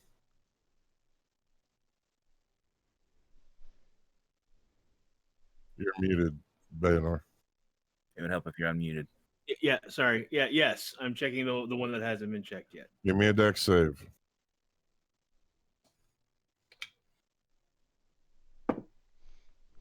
Uh, 13 plus things 3, I think. Yes, 3. So 16. You're still in bear form, correct? Yes. Okay, so the large bear ambling out of the way as the head of the statue falls, you too will find a silver dagger in the cubby. I'll pick up the dagger. Okay. Add it to the collection of silvered weapons we have.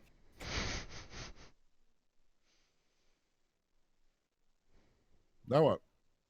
Is there anything else So- treasure-wise in here? Give me an investigation check. I'll help. Well, I got a 17, but I'll reroll again. We're still going with the 17. 17. You do not find any other treasure, but you do find a letter. It is tucked away in the pouch that is near one of the skeletons. It reads, "My dearest, when will you come home? These silly escapades of yours have gone on long enough. I miss you. The children miss you. We watch the road constantly for your return. We miss your whistle. We miss your smile." Signed, Anna. Can I assume that this is to the Guardian that was here? Give me an insight check. Whoop.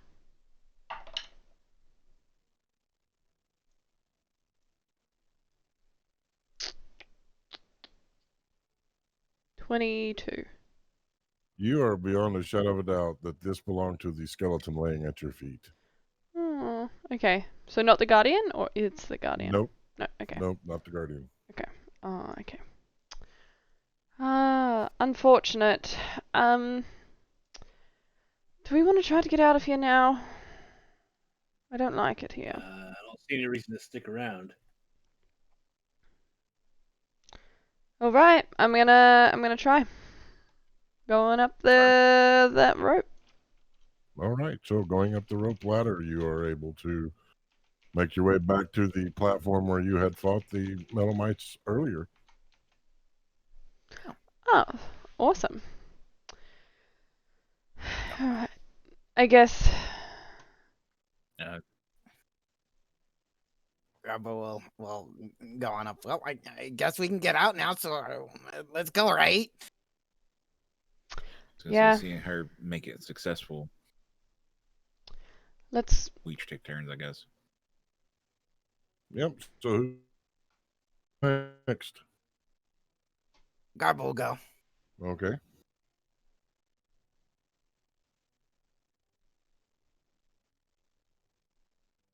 Who's next?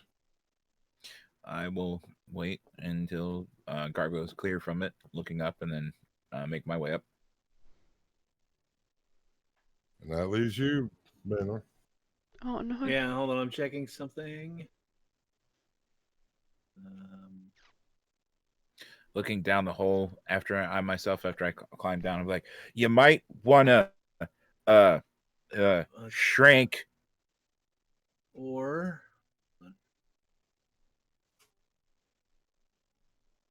jump through the ceiling. Yeah, or just completely, just do that too. superhuman, just jumps. yeah, no, I can't jump. However, I'm going to attempt to climb up without using the rope ladder. Okay, give me a athletics check. Show off. And I get well, I don't want to burn my in case we encounter something else that we need to fight. I can only do this once for short rests, and so I don't want to burn look my at you. form by shifting out because it hasn't been an hour yet. So, Mm. but in bear form, I get advantage on athletics checks when attempting to climb a sheer or slippery cliff, avoid hazards while scaling a wall, or cling to a surface while something is trying to knock me off. So I would get advantage on this climbing check. Yes. But the first roll was a natural 20 plus 5. So 25 to climb the statue and get to the top. Okay, so that'll get you about halfway. I'm going to need another one, please.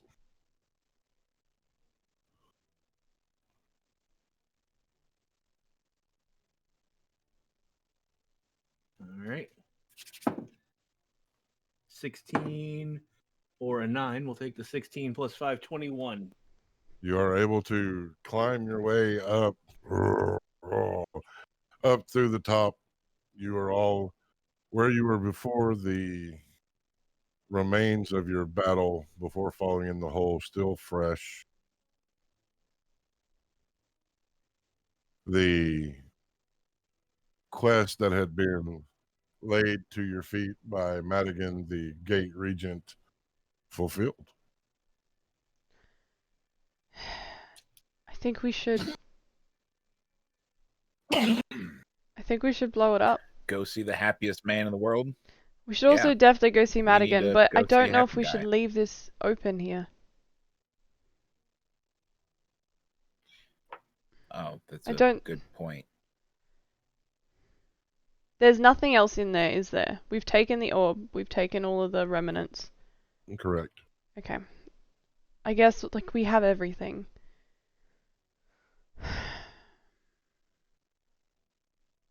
I think if we blow it up, we're just gonna make the hole bigger, right? Yeah. Yeah, I don't know a real good way to. Patch it up.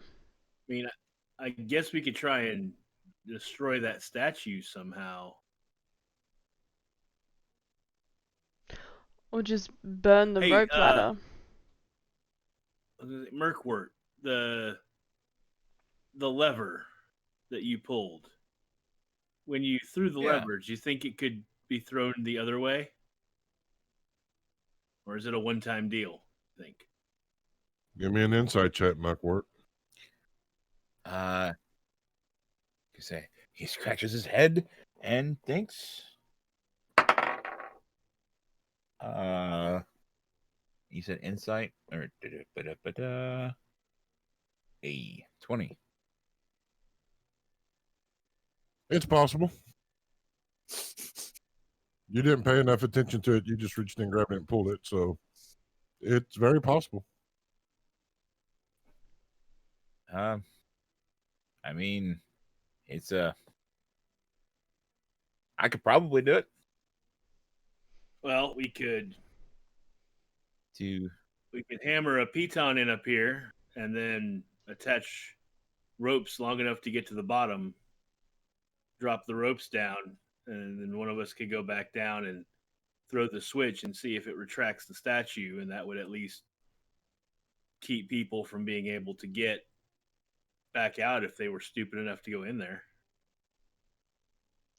yeah. That's a Make it lot. harder, at least. It is. Can't we just put a little sign that says, danger? Be a lot easier.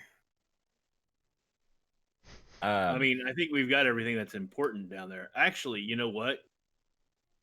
No, we should leave it. I mean, no offense, and I hate to dredge up stuff like this, Sarah, but you already died once. And if we need to find someone else who's got old blood at some point to complete the ritual, I mean, we might need this place. Yeah, alright. I'm gonna, Not that I don't have faith start we can heading. keep you alive this time. Yeah, I'm just gonna start heading away. Yeah. Our giant Ewok friend over here is right. What the hell's an Ewok? I don't know. It's just this very thing, and it sounded right. It's almost like it's from a galaxy far, far away.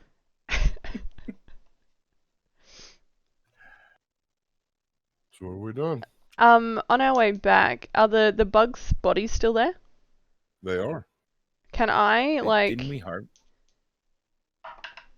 I know we smashed we a couple promised of we'd them. bring them back. Yeah, We that's promised we'd right. Bring back what we could to Yeah. the blacksmith. Well, I wanna. Is there any sign of Hold on a Ellie second. up here? Sorry. What was you saying, Sarah? What do you want to do? I was gonna just behead one of them so we could take it back to Madigan to prove that Okay. that we've done our Okay. quest. All right. Yeah, no problem. And what was you asking? Is there Vanna? any sign of Eliana up here? There is not. I want to attempt to see if I can catch her scent and see where she's gone. Okay. Give me an investigation check. Yeah.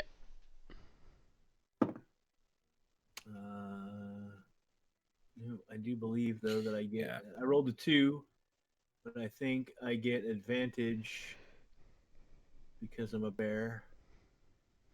As he's sniffing, I'm gonna be like, Eliana, Eliana.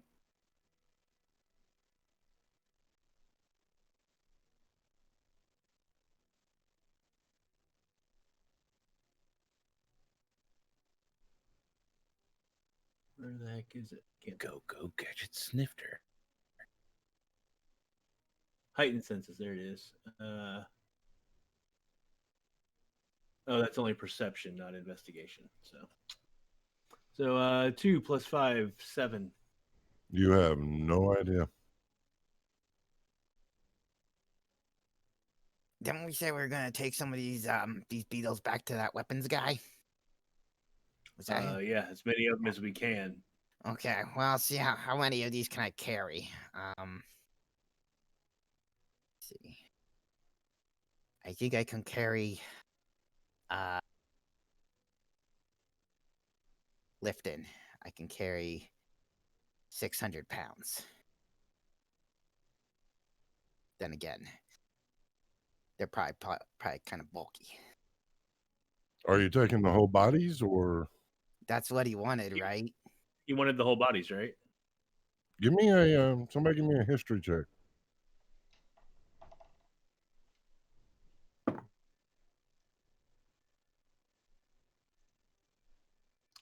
I got an 8 plus 5, 13. Yeah, I got a 15. 15 to do it. He wanted the shells. I do believe he just wanted the shells. If you want to that should be de-shell easy enough them, then. So we could just start cracking them like giant nuts then. or you could just take. They're the size of dogs, aren't they? Yes. And there's only 2 that we haven't completely destroyed. Correct. Yeah. I guess if we could just take both of them and he can just separate them. And Yeah. then I can go and talk to Madigan and get our passes into the High District. Now I'm feeling bad. We probably should have got the shell off that really big one. That would have been real hard to get up the ladder. Maybe we just don't mention it to him. Or we tell him it's down there, and if he wants it, he can figure out. There we go. Yeah.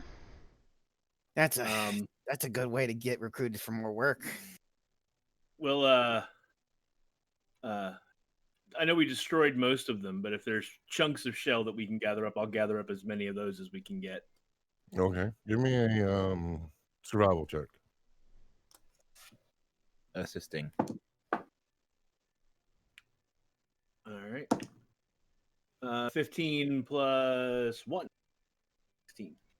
So you're able to get 2 full shells. You got the 2 full shells, and then you're able to find 6 fragments about the size of your hand.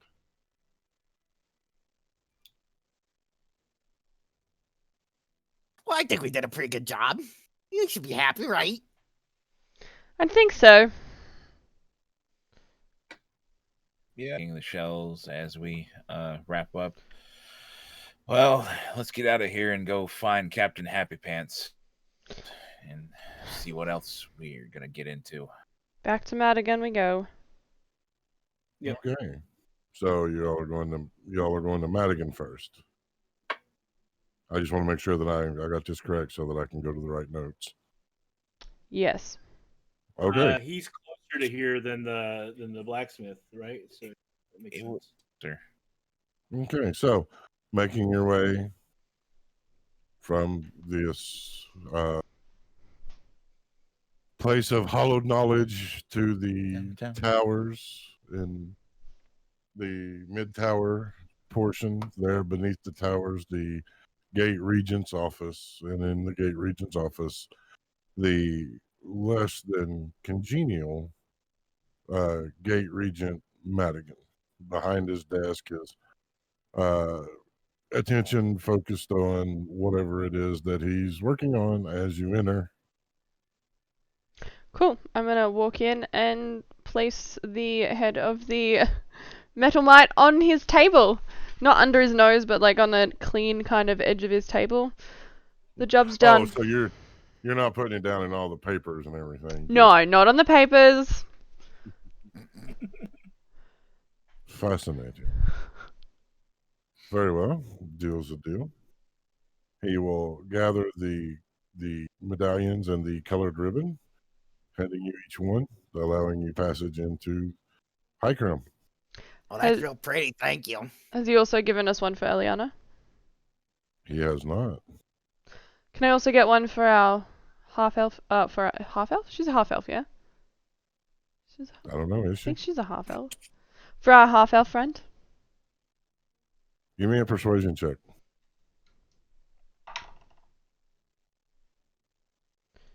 Mm, 15. He will begrudgingly give you an extra one. Awesome. I will pocket it. If you do need any help while we are here, you know where to find us. And I'm going to walk out of the room. Okay. Do the rest of you follow? Yeah, thanks for keeping my cauldron here safe. Yeah. Oh yeah. Yeah, I'm gonna grab my stuff. Yeah. Good call, Grab Garbo. my cauldron and my stick. Yeah. Yeah, I need my half plate back. Was this close? Oof. I was gonna say something. Cool. So, returning your normal gear to you, making your way to Zen's, the blacksmith that very androgynous looking, standing there, actually drinking from a bucket of water from a ladle. Oh, you're back. Of course, we said we would. Yeah. Excellent. Did you get the what I'd asked for? We got as much as we could. Most of them went pretty squishy, but here's 2 full shells and then I put the stack of 6 fist-sized chunks. Their eyes will grow very wide as their smile will spread to match at the very child at Christmas almost wonder as their fingers will tentatively touch these spoils of war. Oh, beautiful. Beautiful. Now, there is one more of these things, but it was real big, and it's down in a deep pit. It's dead, but like we didn't have any way of getting that shell up and out. But I don't know, maybe you can work out some sort of deal with Madigan and get them to let you figure a way to retrieve it. Excellent. Give me just a quick persuasion check, Locke. Bad. 9. All right. 1 second. Make a note. I'm a werebear. I'm not very persuasive. Okay. So now what? I'm gonna put my obsidian sword on the table and my obsidian armor on the table and be like, I'm gonna sell this back to you. Unless someone else wants it. Unless someone else wants it. I'll take that breastplate. Done. I'll keep that. But the sword I have no need for. I'll sell him my regular breastplate. I'll give you a 25 for the regular breastplate. I'll give you a 50 for the sword. No deal. Alright, I'm keeping the flippin' sword. Wow. No deal. I'll figure out something to do with that breastplate. Yeah, I'll figure out something to do with the sword. Breastplate retails for 400. I ain't selling it for 25. Yeah, far out. Alright. Cool. Well, see you around. Hopefully not. I'm going to leave. All right. Y'all have your passes. Y'all have delivered your spoils as promised. Now what? So I might regret asking this question, but I have to. Is her finger? Do what? You cut out. Is her finger still blue? Give me an insight check. Oh, I completely forgot. It's an 18 plus 3, 19, 20, 21. 21. Nope, Good. not to you. Okay. Sarah, looking at your fingers, they're still blue. Oh, is it like growing or is it just staying? Yes. Oh no. Slowly spreading up your arms. Is it painful? It is not. Okay, I'm just gonna keep it to myself for now. Where the heck is Eliana? I thought at least she would have gone back to Madigan. Wait a minute. Right. I heard about this somewhere. He's gonna clear his throat and look around somewhere. Eliana. No, I Didn't work. don't Shit. think that works here. Maybe she went and found a good place to sleep because we were going to find a good place to sleep for the night. Yeah, but she wouldn't have been able to get into High Crown. Yeah, because that's the worst place to sleep. Why would you go there? It's really not. It's quite comfortable. Yeah. You keep. Have you saying ever that. been in I there? hate it when I see- Have you been in there Yeah, I've often? been in there. Everyone kicks me and says go away. Well, no, they wouldn't anymore. Yeah, I don't know. We'll see. We'll see. Well, Maybe we just I mean, check the tavern here. yeah, I know you really want to go get a room in High Ground, and I'm not saying you don't deserve it after, coming back from the dead and all, but she can't get in there. So if she's going to find us, we need to be findable, I know. Yeah, we should just go to the And you Broken want- Shia. Eliana. Yes, I do want Eliana. Good. Find us, right? That's fine. But in order, there is a tavern here in Midtown. It's called the Broken Shia. It's probably the easiest place for her to find us. We can, since we're standing out in front of the blacksmiths, right? I'll leave word with, ask him if he sees our friend to let her know that we went to the Broken Shear. Okay.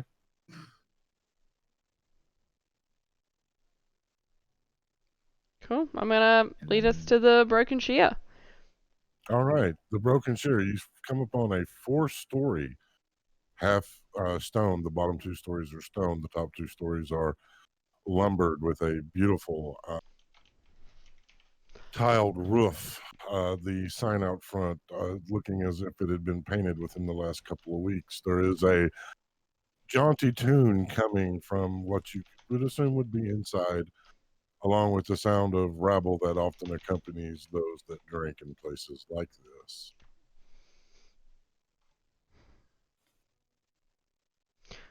Alright, I'm going to head on in. As you walk in, Sarah, you see a familiar face. The half-orc bartender, Oren, throws a hand up. Sarah! Not seen you in a long, long time. It's always a pleasure, Oren. How's business? Oh, it's always booming. That's so good. Any Come in. news? Any news? How's the family? The family's good. We're expecting another. Number 13. Congratulations. That's so exciting. It is. Nice little family. Nice little home. The Frenia dream, as it were. Do you want your normal table? I would love it if possible. You see him come out from under the bar. There's a few individuals drinking at a corner table. He will reach down, grab the first one by the nap of the shirt and yank them out of their seat. The other two quick to follow, as Oren is not one to ask twice. He will pull a rag from his apron, wiping down the table and throwing a few more chairs to accommodate the number of the party. Oren, join us if you can, depending on if it's too busy. I can spare a few minutes. He will grab another chair, spinning it around, setting with his chest against the back, his arms resting on the back of the chair. Such a badass. Question. One, how long has it been since we started that fight with Mama? I'd say, given everything, the investigation, the descent, the time at the blacksmith, the time with Madigan, we're going to say it's been 50 minutes. All right. Are we near a is the table near a wall, or is it like in the center? It's in the corner. Okay, then I just lean against the wall for the next 10 minutes until I run out of time in bear form. Okay. What's the talk of the town? How's it been? Anything new? It's been crazy. We've seen metal mites. The jewel flies have been through here as well, ravaged a lot of the magic shops. Don't know where the hell either one of them came from. Not heard anything about them for years. Hell, I thought they was old wives' tales until I woke up and saw these creatures about the size of dragonflies eating the jewels from my best torque. It was insane. Do they taste any good? I don't know. Because metal mites weren't very good. Interesting. Yes, we just had to go and save the mines from some metal mites. So hopefully they won't be disturbing Frenya anymore. You have a very interesting fellowship, Sarah. It's not the kind I'm used to seeing you with. Because I've known Oren for a while. I'm gonna assume he's gonna be someone I can trust. Give me an insight check. Yeah? Yeah, I don't fucking know. Give me a second. Insight. Da. 8. I need everybody but Sarah. Please earmuff.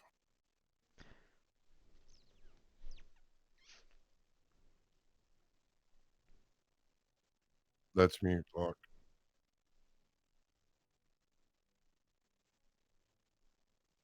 There we go. You will know that beyond a shadow of doubt, you can trust Oren. He was probably the first one to know about certain feelings that you had for a certain individual. He is one of the few people that you have spoke to regarding to the thing that happened to your face, to the awakening. He was even one that you consulted with when you made the decision to join the Blood Hunters. He is absolutely trustworthy. Awesome. Yeah, you can bring everyone back because they're gonna be able to hear what I'm saying anyway. Yep. Just making sure you didn't have any further questions. Yeah. I think I've wrote everything else down. So yeah, he knows. I was assuming he's kind of known everything about me. Yeah, cool.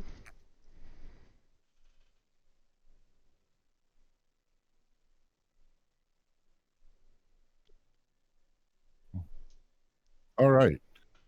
So,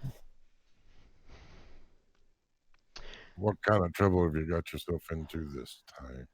It's always me, isn't it? So, confidentially, of course. You know how I left, and so recently all of the Blood Hunters have been called to a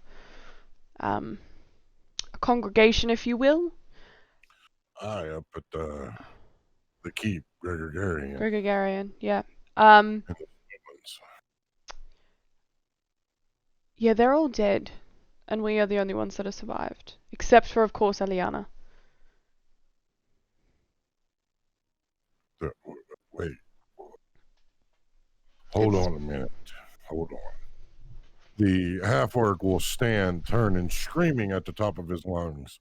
Closing time! Someone too deep in their cups will be like, but Oren, it's still in the afternoon. He will walk over, grabbing this individual, and chuck him out the front door. Quickly, the others will follow after before he will bar the door, put the red flag in the city of Phrygia that represents not currently taking customers, and come back to the table, stopping to grab a small barrel of ale and some cups, coming back to the table and sitting down, beginning to hand you all a drink. What do you mean they're all dead? So on the morning, it wasn't us. We all sat down to breakfast the morning that the morning of that we'd gotten there, and everyone just started dying, and they were all poisoned. There was speak of the nightmare realm. I'm gonna when I mention that, I'm really gonna look at him to see if there's any inkling that he of fear or anything. And for some reason, we are the only ones still here. Give me a perception check, since you are trying to obtain his feelings when you convey all this. Mm-hmm. Dirty 20. That beats my 2. So he's not much of a poker face. You will literally see him pale. Like his skin is sort of a mottled brown that fades into green. You will see him like pale when you start telling him this. What in the 9 hells happened? So from everything that I could kind of decipher while we were there, it was actually one of the captains themselves had actually poisoned everyone and then poisoned himself to send them all to the realm beneath. Be it we don't know exactly where, but we're worried to find out. Damn. Trouble follows you like a puppy, doesn't it, child? Well, yeah, luckily I am back here, as I did visit the Realm of Light not too long ago. I myself. Wait, what? Yeah, I died in battle against a Skaglidor. And you're back? Luckily, I am back because one of my companions gave up something dear to them. I don't know that actually, do I? No, I don't. Wait, no, you do. The Justicar said that a great price was paid. Yeah. He just didn't say who or what. He didn't say what. Yeah. But I know it's Merkwort because I did a perception check. And he didn't have a poker face either, and I think it gave it away when I was back in the tavern. Right. Yeah. Yeah, and I think I said something drunkenly about Merkwort trading his face, but you were like, "What?" Yeah. But yeah, it's a lot. Yeah, it is. And yeah, everything just seems to just keep getting more weird, and I feel like I'm losing touch with everything. So I have a question. Of course. Who's Eliana? Whose? Who is Eliana? Wait, what? I've talked with you about Eliana before. No, I remember that. But Warren never forgets. Seeing him respond with that, I'm going to look between Orin and then Syrah, back and forth, and just kind of see if this is a good thing or a bad thing that he's Give me a reacting. perception check. Is Sarah trying to hide her reaction at this point? No, I am not at all. I am Good, surprised because I got a 1. because I have Actually, it's a 2. talked to Oren many a times about Eliana. So, yeah, she looks absolutely floored. Was another companion that traveled with us. Well, where are they? Did they fall too? Well, we thought they didn't. Literally didn't fall when we fell. And then they weren't there when we climbed back up. Right? So. I'm going to walk up next to Sierra when she mentions talking about Eliana and him saying, no, I don't remember. I'm going to look at, I'm going to say, you talk, and he doesn't, this isn't, Something's not right. I don't like these implications. I feel like I'm close to something, and I just, it's right there. This is I feel that way not- all the time. Yeah. Why? I'm going to look at him again and say, so you don't remember her talking about Eliana, like short, spiky, super kind of nice, spunky. You don't remember that at all. Oren never forgets. But she was from here, right? Presumably, she'd have met Oren, right? She's from here.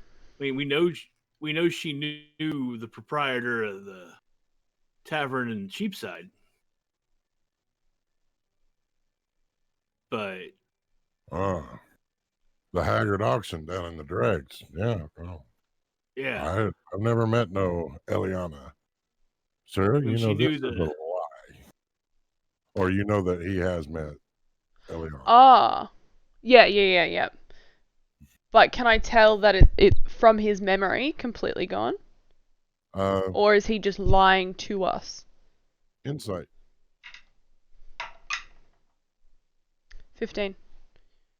He honestly believes he has never met this person. He has no idea who it is, from what you can tell.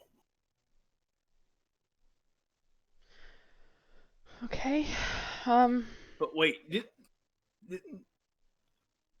I think I'm going to look at Bjarnor and say, you mentioned the other tavern. I think you were onto something. We need to tuck this away. If she doesn't show up within a day or two, we need to go there and have a conversation with somebody about this. But Madigan gave us her medallion. You remembered her? No, right? He didn't say anything about her. I described her and that we needed an extra one.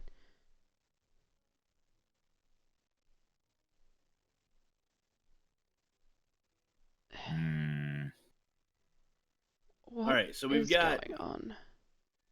We've got 4 people that I can think of that we can ask if they remember her, that we saw her interact with.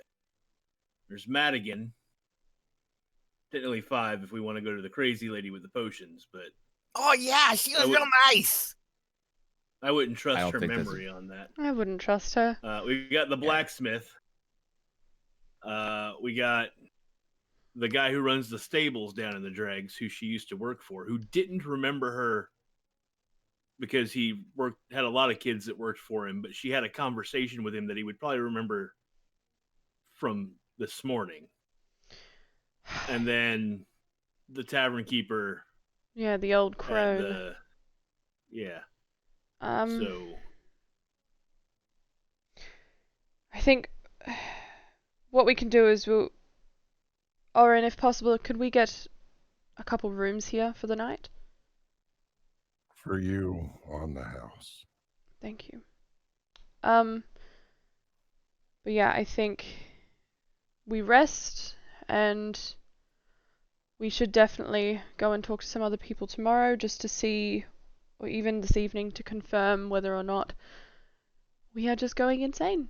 And maybe she went under a pseudonym name. I'm going to assume my bear form is dropped by now.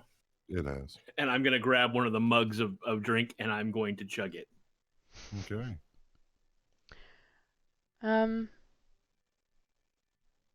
Okay. So Oren, as a barkeep, have there been any other talkings about any blood hunters in Frenya? Just he'll point to Garbo. This one was causing a ruckus down in the drags a couple of days ago, but he's mostly harmless. Little slow on the uptake, if you understand. I don't know. He's pretty quick. I've seen him jump. I see he's not alone. Okay. So there's been no blood hunters through here at all. That was good, Oren. I appreciate your sense of humor. You are most welcome, Master Dwarf. He's known for his sense of humor. Among other things, like drinks, and he'll pour another round.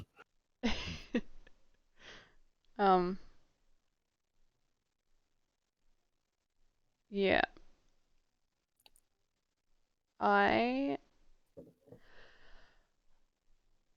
My brain is everywhere right now. I think I should probably go and have a rest. Oren, did you have any questions?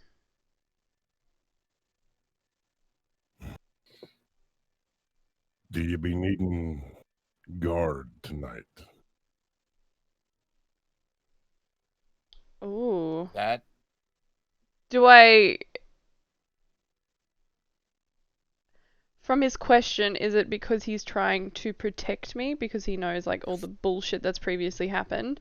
Or is it more... Or is there something more sinister behind it? Given your relationship with Oren, you are beyond the... He's trying to protect you. Yeah. You just told him all this stuff's going on and everything, and so he's just trying to watch out for a friend. Yeah. It should be fine. I'll give you all. There's no one on the fourth floor right now. I'll give you all the rooms up there, and I'll send Kobek and Obek up. Thank you. They can guard the floor. Awesome, thank you. And of course, only if possible, if you do have it, some of your famous roast. I'll send up some for you. Thank you. We appreciate your hospitality. I'm gonna start heading up. I'm gonna pat him on the shoulder as I leave. Okay.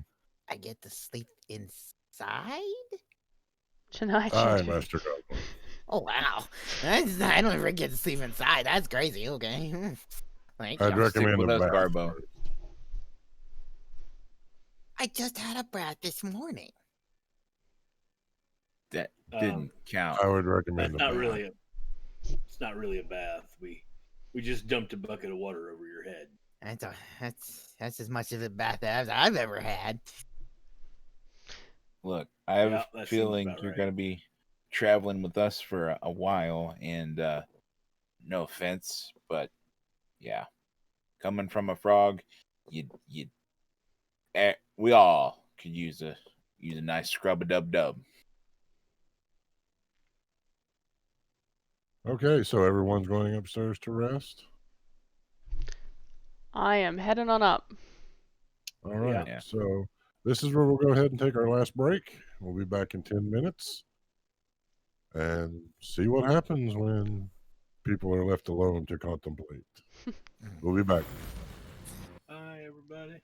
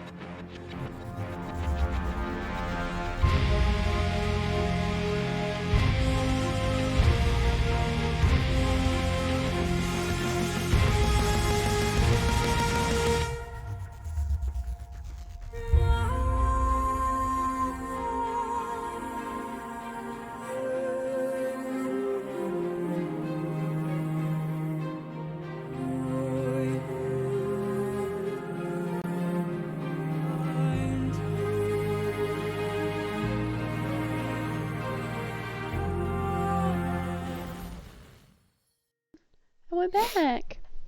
Welcome back, Earthbound travelers. When last we left, the party had returned to Madigan, the Gate Regent, bringing proof that they had slain metal mites, gaining their passage to High Crown. They had come to the bar here in Mid Tower, meeting one of Sarah's oldest friends here in Frania, Oren, the half-orc barkeep. Upon news that the Bloodhunters were dead and things were going awry, he had shut the bar down, had all the patrons leave, had a conversation, listening, and perhaps revealing the most disturbing thing to Sarah and perhaps the other members of the party is that he doesn't remember Eliana. At this point, the party retired upstairs. You have had your roast. Those of you that wish to take advantage of the amenities and bathe and such, is there anything you wish to do before you begin your rest? I'm gonna start work on a healing potion. Okay. Did we get 4 individual rooms? Yes.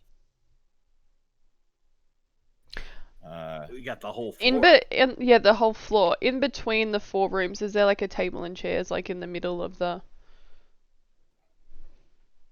So when you come up the stairs, there's the hallway, and there's 3 doors on the right-hand side, 3 doors on the left. Mhm. On the left, in between the second and third door, is a large gathering room where one could have meals together and such. Yeah, cool.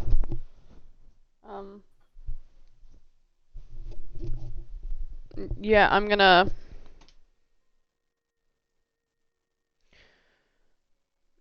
knock on everyone's door and be like, gathering room, let's talk about some stuff. And then I'll leave and just go straight to the room. Okay. Do the rest of you join, Sarah? Yeah. Okay.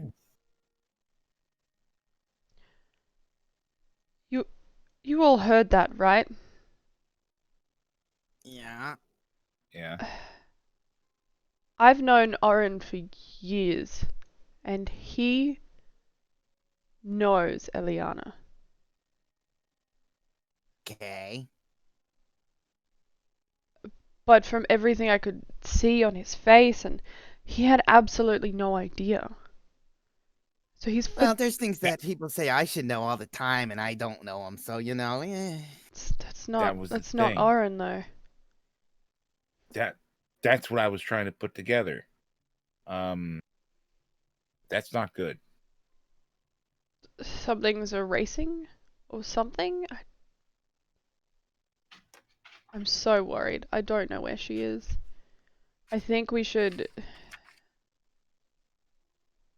have to find Eliana first before we do anything else, but like I think our easiest way will be asking the crone back in the dregs to find out if she remembers her.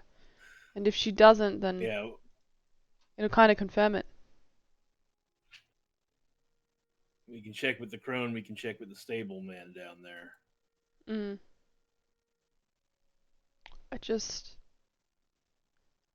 She was right there. Yeah. Well, what do you think? Where do you think we should start first? I think the inn and the dregs is definitely going to help us. Help us figure out if she may have gone back there, or she was very close with the innkeep down there, so if she doesn't remember her, then that kind of confirms that either they're being paid off to forget, or I don't know. There's so many things it could be. But we need to work fast is the thing. Yeah. So you think we should head down to the dregs tonight? I think we should head down tonight. Like, regardless, so we can always come. Like, we've always got the option to come back here. Oren will always have us. Yeah. And you know, we've still got these rooms. We may as well head down there, ask some questions, and come back for the night. Yeah. All right. I'm for that. Yeah. Has Oren opened the bar back up? He has not. Interesting. All right. I wonder if we should take that as a sign.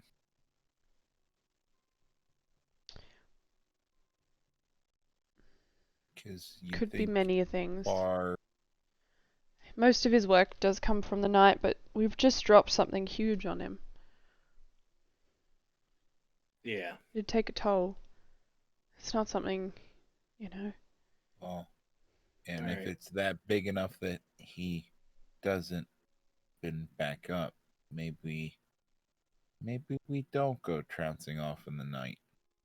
Maybe we rest here and think about things, rest on it, and maybe in the morning, new daylight, new inspiration may come in the direction of where we may go. If that's what you want to do, you can I- do that, but I'm gonna go down there tonight. Yeah. I think Sarah has the right with it. I'm gonna go with you, Sarah. I mean, if you guys want to stay here, that's fine. But You guys I have think guards if we here, go they'll down and protect you. we find out if they if the folk down there in the dregs remember Ileana, then that gives us another piece to the puzzle at least, and we can ponder on that over the course of the night while we rest. Exactly. Pondering over what we don't know. I think that I can't sleep with seems it. like, yeah. I know I have this little token here. It's supposed to let me be in places, but I don't want to stay here around without you guys because I don't trust it. I might get thrown out again. Oren won't Well- throw you out of here if you wanted to rest. But No, that's completely on Nah, you. nah, it's okay. I'll come. let's go. Cool. All right, so we head down to the dregs. Yep. Stepping out of Orange, the evening as the sun is beginning to set, the clouds beginning to gather as the wind begins to blow, a cold, cutting wind, the snow beginning to fall in thick, heavy, almost blizzard-like conditions. You make your way from the comfort of Mid Tower down to the dregs, walking through the now frozen, mudded byways of this lower echelon to the haggard oxen. The weather apparently scaring off a lot of patrons. As you enter, there's only a handful of individuals in. Everyone is quiet and muttering as the cold begins to take grip, even near the fireplace.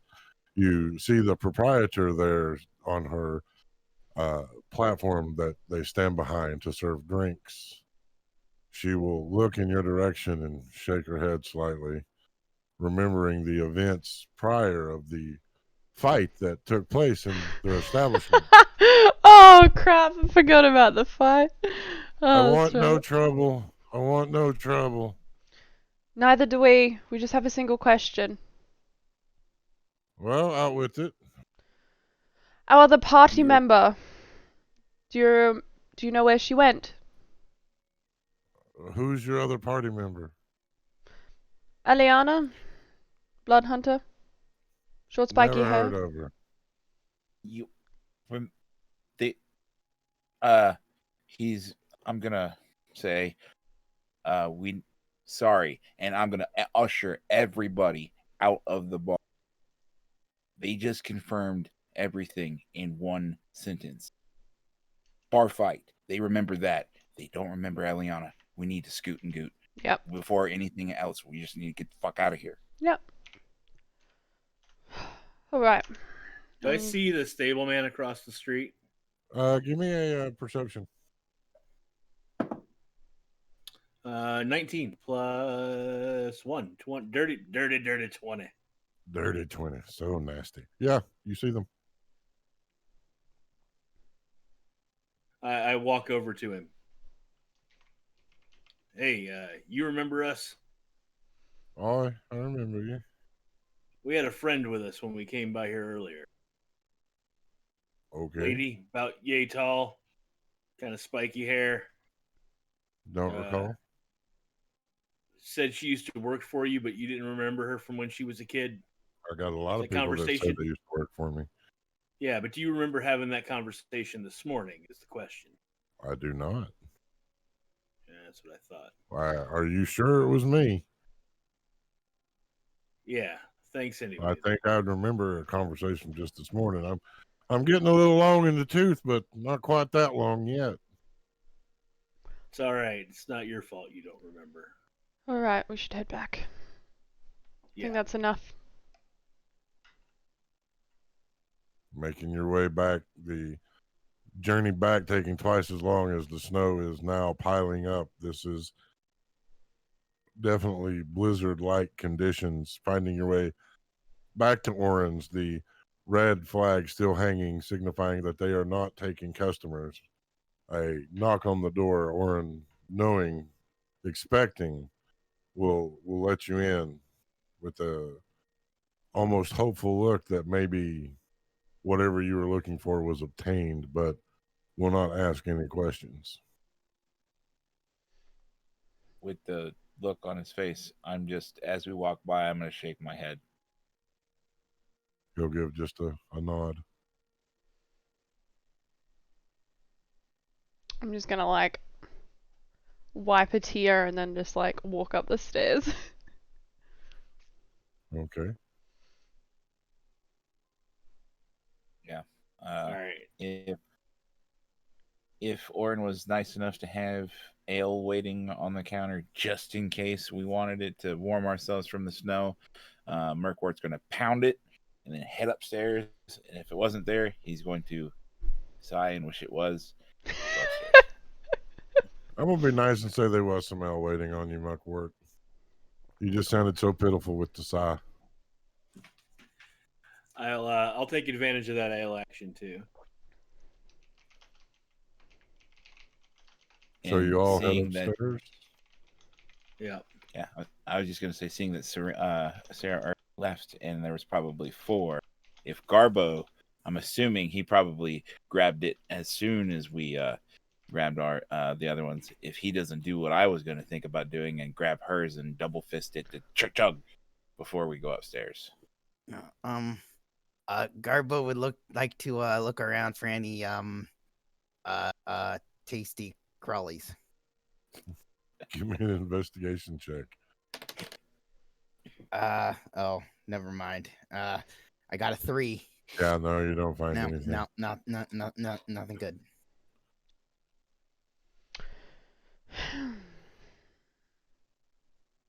So what are you guys All doing? right, I'm gonna go upstairs and I'm gonna take out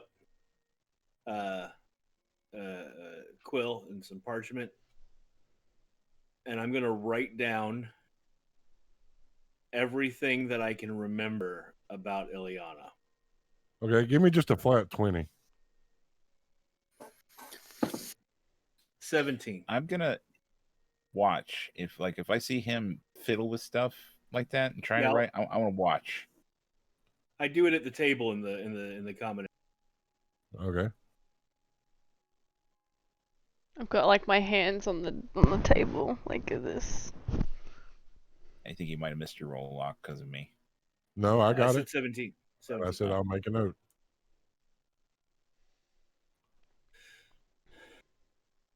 Oh. And I'm gonna make a copy. After I write it down, I make a copy, and actually, while I'm writing it the first time, I ask everyone there if I missed anything, if they have any details about Ileana that they can think of that I didn't put down. Everybody, I'll get everybody contribute. Everybody except for Baynor, give me a flat 20.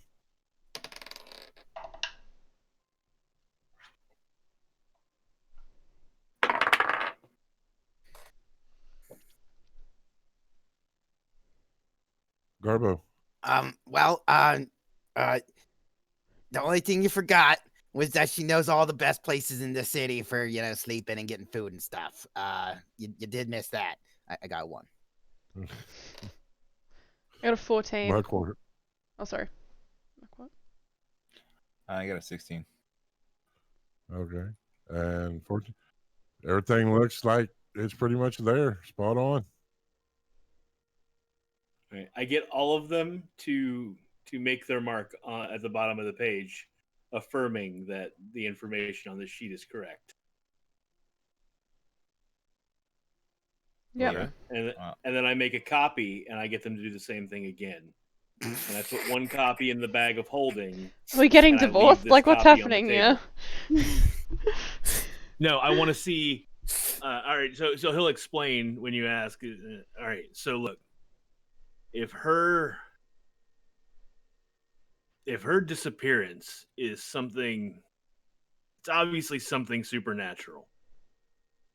There's a chance that once we go to sleep, we might forget too. That the only reason we haven't been affected yet is because we were in proximity to her and closest to her. So I want to make sure that if we go to sleep and we forget, there's a record of it. Now, The bubble effect. if her existence has been wiped out completely, there's a chance that this piece of paper will be blank when we come out in the morning. If it's worst case scenario. So I'm going to take the copy and I'm going to put it in the bag of holding so it's no longer in this reality. And then I'm going to write myself a note to check for the paper in the bag of holding so that we can compare when we wake up. Can I ask a question? But I want to ask it player self because I don't want to metagame it, but I want to try to make note for me. When he makes the copies, does all the information about Eliana stay on the paper?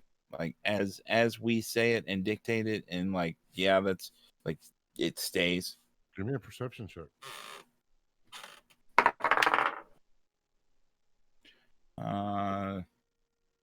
That is 13. Yeah. Are my hands still blue? They are up to your middle of your forearm. Oh my goodness. Okay. Can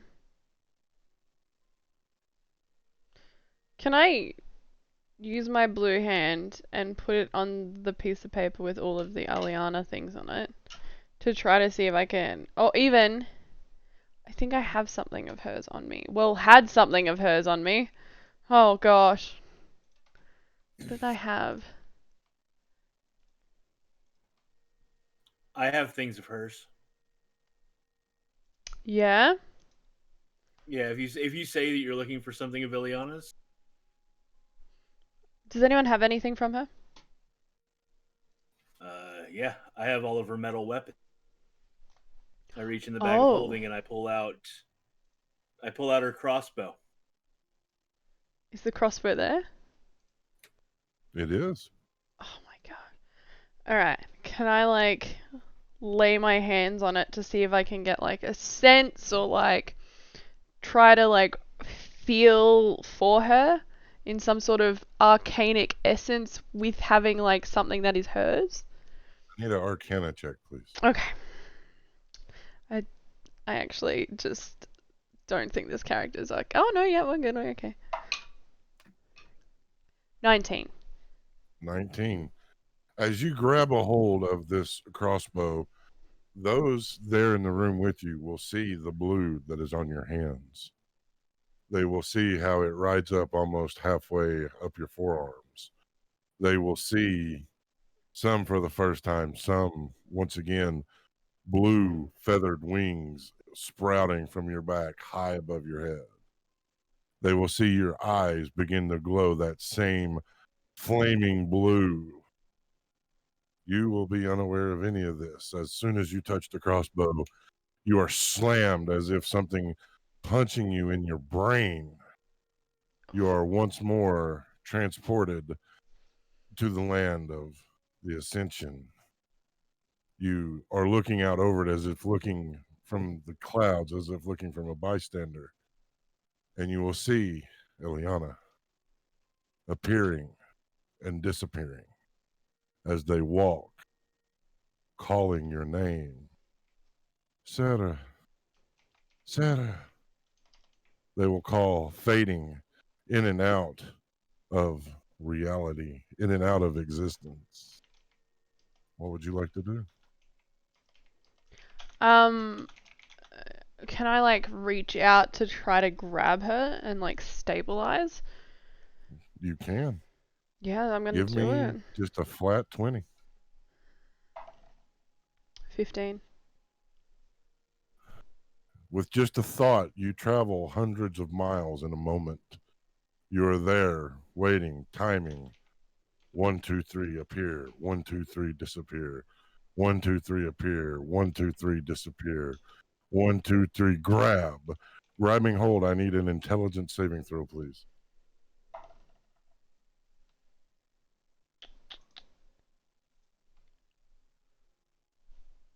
$15.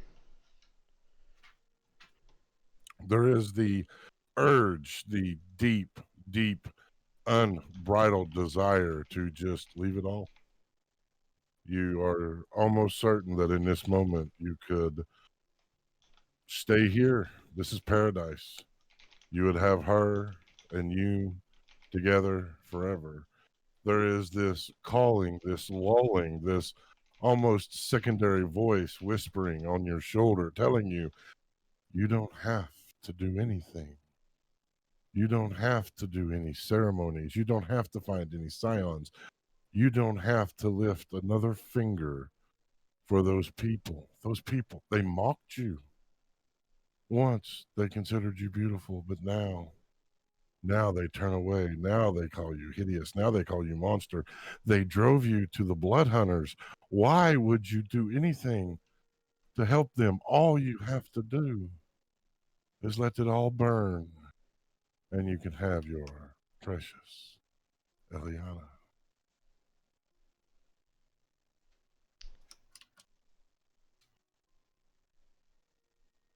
No.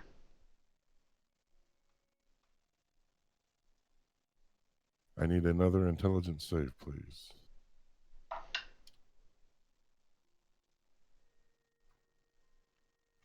That's a 21. Your no starting out as just a very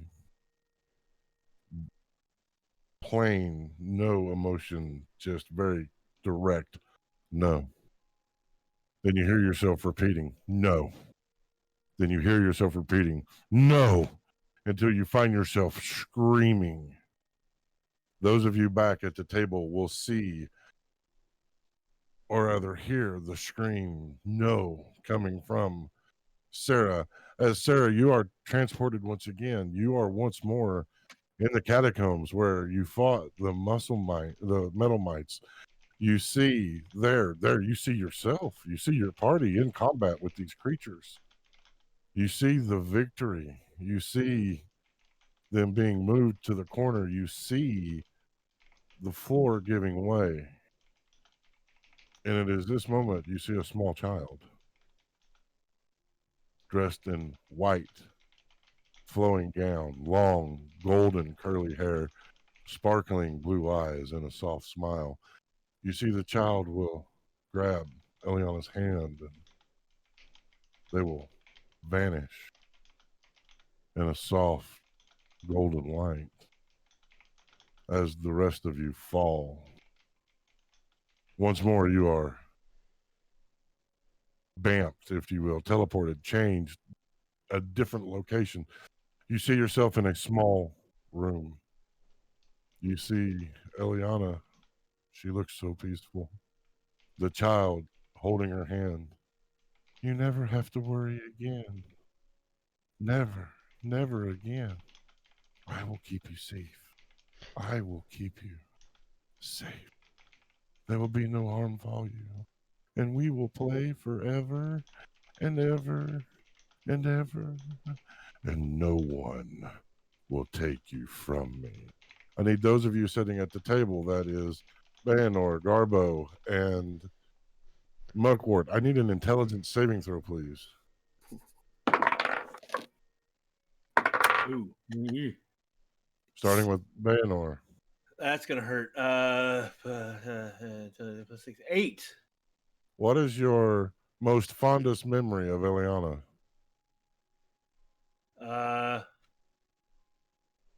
Ooh.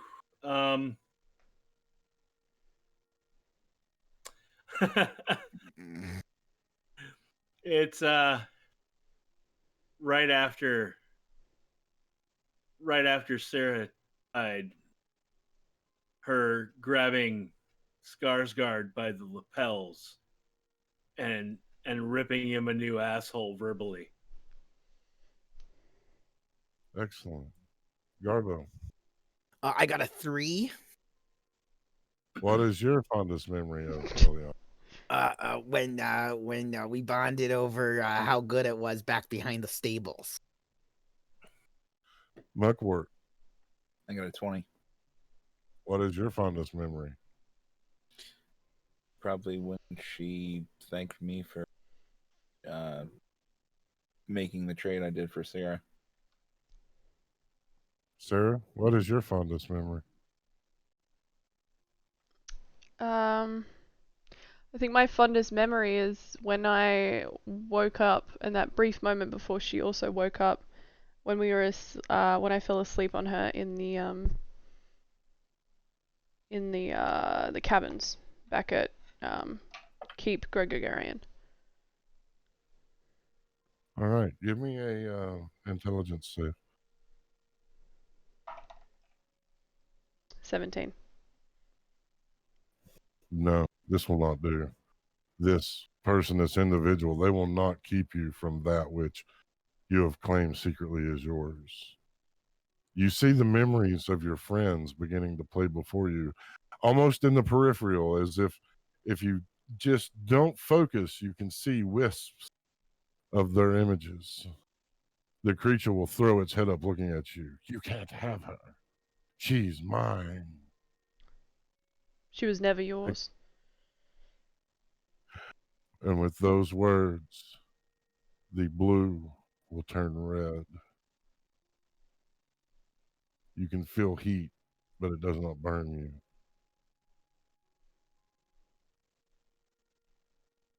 What would you like to do? So I'm in the room with Eliana and the creature. And Eliana has just a very, for lack of a better word, empty expression. She was never yours to take, and I'm going to take a step closer to the creature. The creature will almost recoil for a moment, and then, without letting go of Eliana, no, she's mine. I will keep her secret. I will keep her safe. I will have her. I can give you anything you want. Cool. I want her. No, you cannot have her. Why can't I have her? It makes absolutely no sense. Mine. I'm going to take another step closer. He withdraws further, but still not letting go. No, stay back. I'm going to give you the opportunity to give her back to us. Otherwise, we're going to have to take it into our own hands, and it's not going to be pretty for you. You cannot have her. Ah, but I will.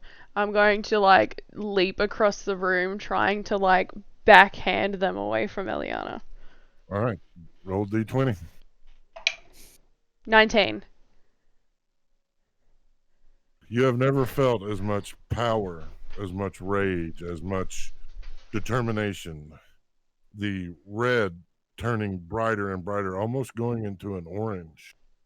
When you backhand, the creature will explode into 1,000 brilliant golden lights. You will see Eliana wake up. What the? In that moment, you're back in the room, holding the crossbow. Eliana is beside you.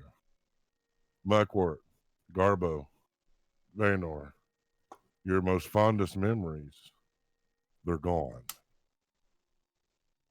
You cannot remember those moments. You remember Eliana. You remember the times. You remember Castle Gregorian. But those memories vanish. And this is where we'll pause for the evening. Oh, you bastard. bastard. Oh, shit. All right. Thank you, everyone, for joining. I hope you all have enjoyed as much as we have enjoyed playing. I have enjoyed DMing. It was a fun session, and my little tweak on how to handle what the player had missed due to real life. So we will remind everyone who we are and where they can find us, and call this one an evening. I love it. Sarah. Hi guys, my name is Lanta/Lantafanta. You guys can find me everywhere, but I'm also from here at Level Up TTV. And I run all these amazing things.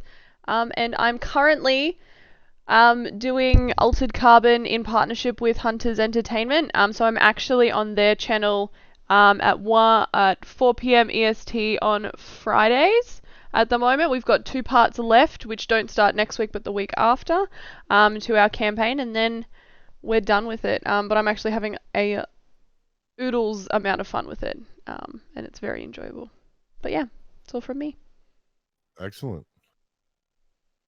Hey everybody, I'm Ben Sigurd. You can find me out there in the ether, but also on Twitter at Ben Sigurd. Hi everyone, I am Dan. Over on Twitter, you can find me at Ravenous Dan.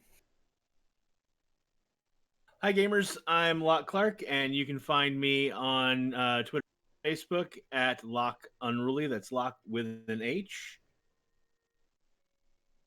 And I have been your DM, Tier the DM, world's okayest DM, guiding this freight train of frustration for my players tonight.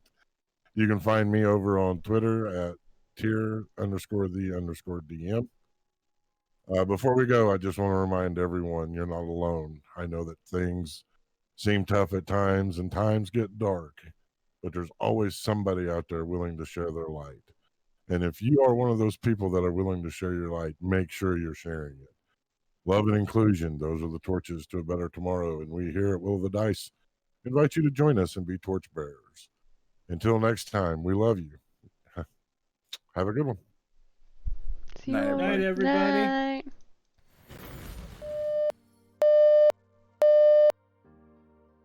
Level Up TTV starts now.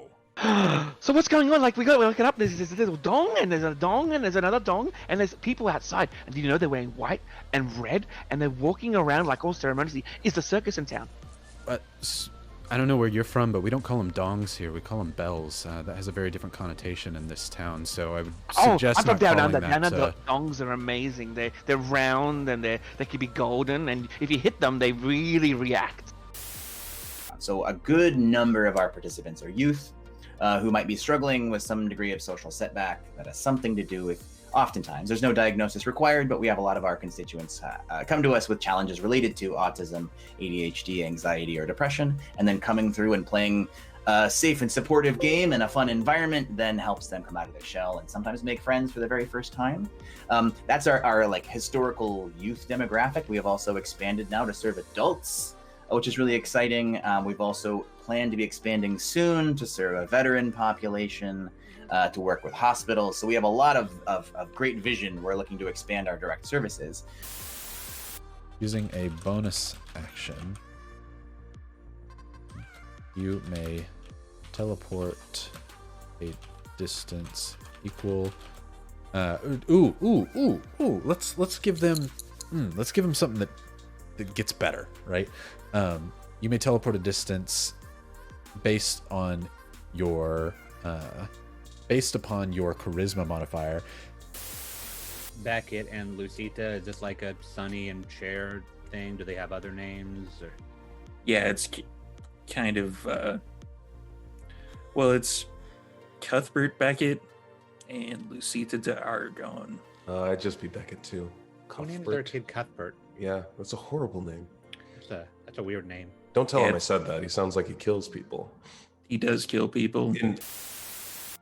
Wild magic surges. As the energy goes into you, it begins to take life, a actual organic life of thorns. Large, thorny vines begin to sprout inside your body, busting through your flesh, through your eyes, your mouth, your ears. They begin to encompass you in a sarcophagus of green and red from your blood. Black and silver roses beginning to bloom around you.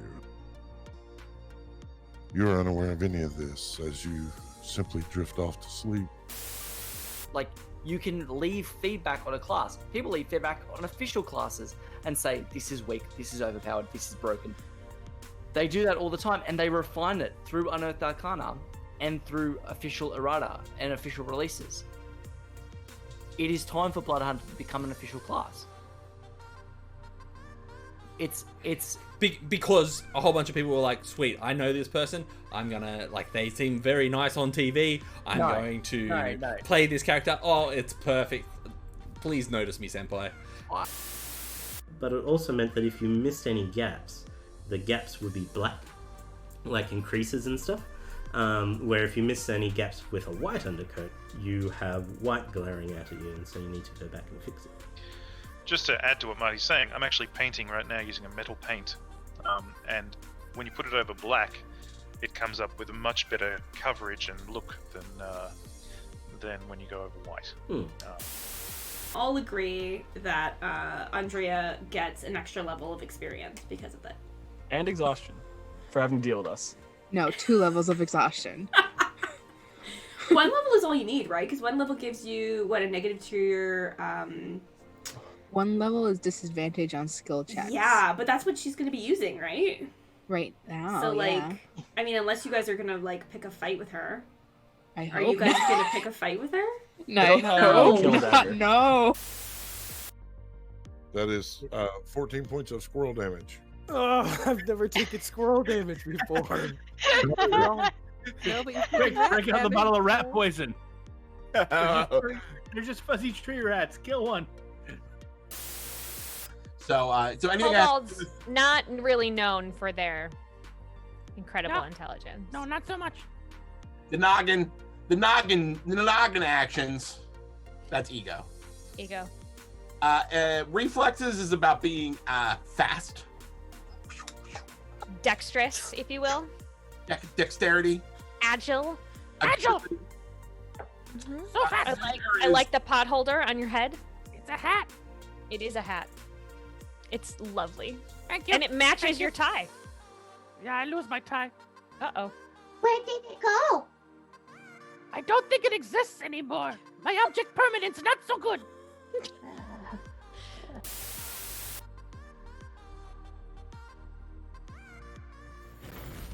Begin to blow, and frost begins to nip at the flesh. The blood hunters to a soul begin their sojourn north. The keep Gregorgarian in the highlands of the Ullervale Plains has sent forth a summons, one that has not been called in 300 years. The Sagwine Tribunal, heads of the clans and keepers of Mythos, have gathered. They have sounded the horns and let the call go far and wide. This can mean only one thing. Darkness is coming.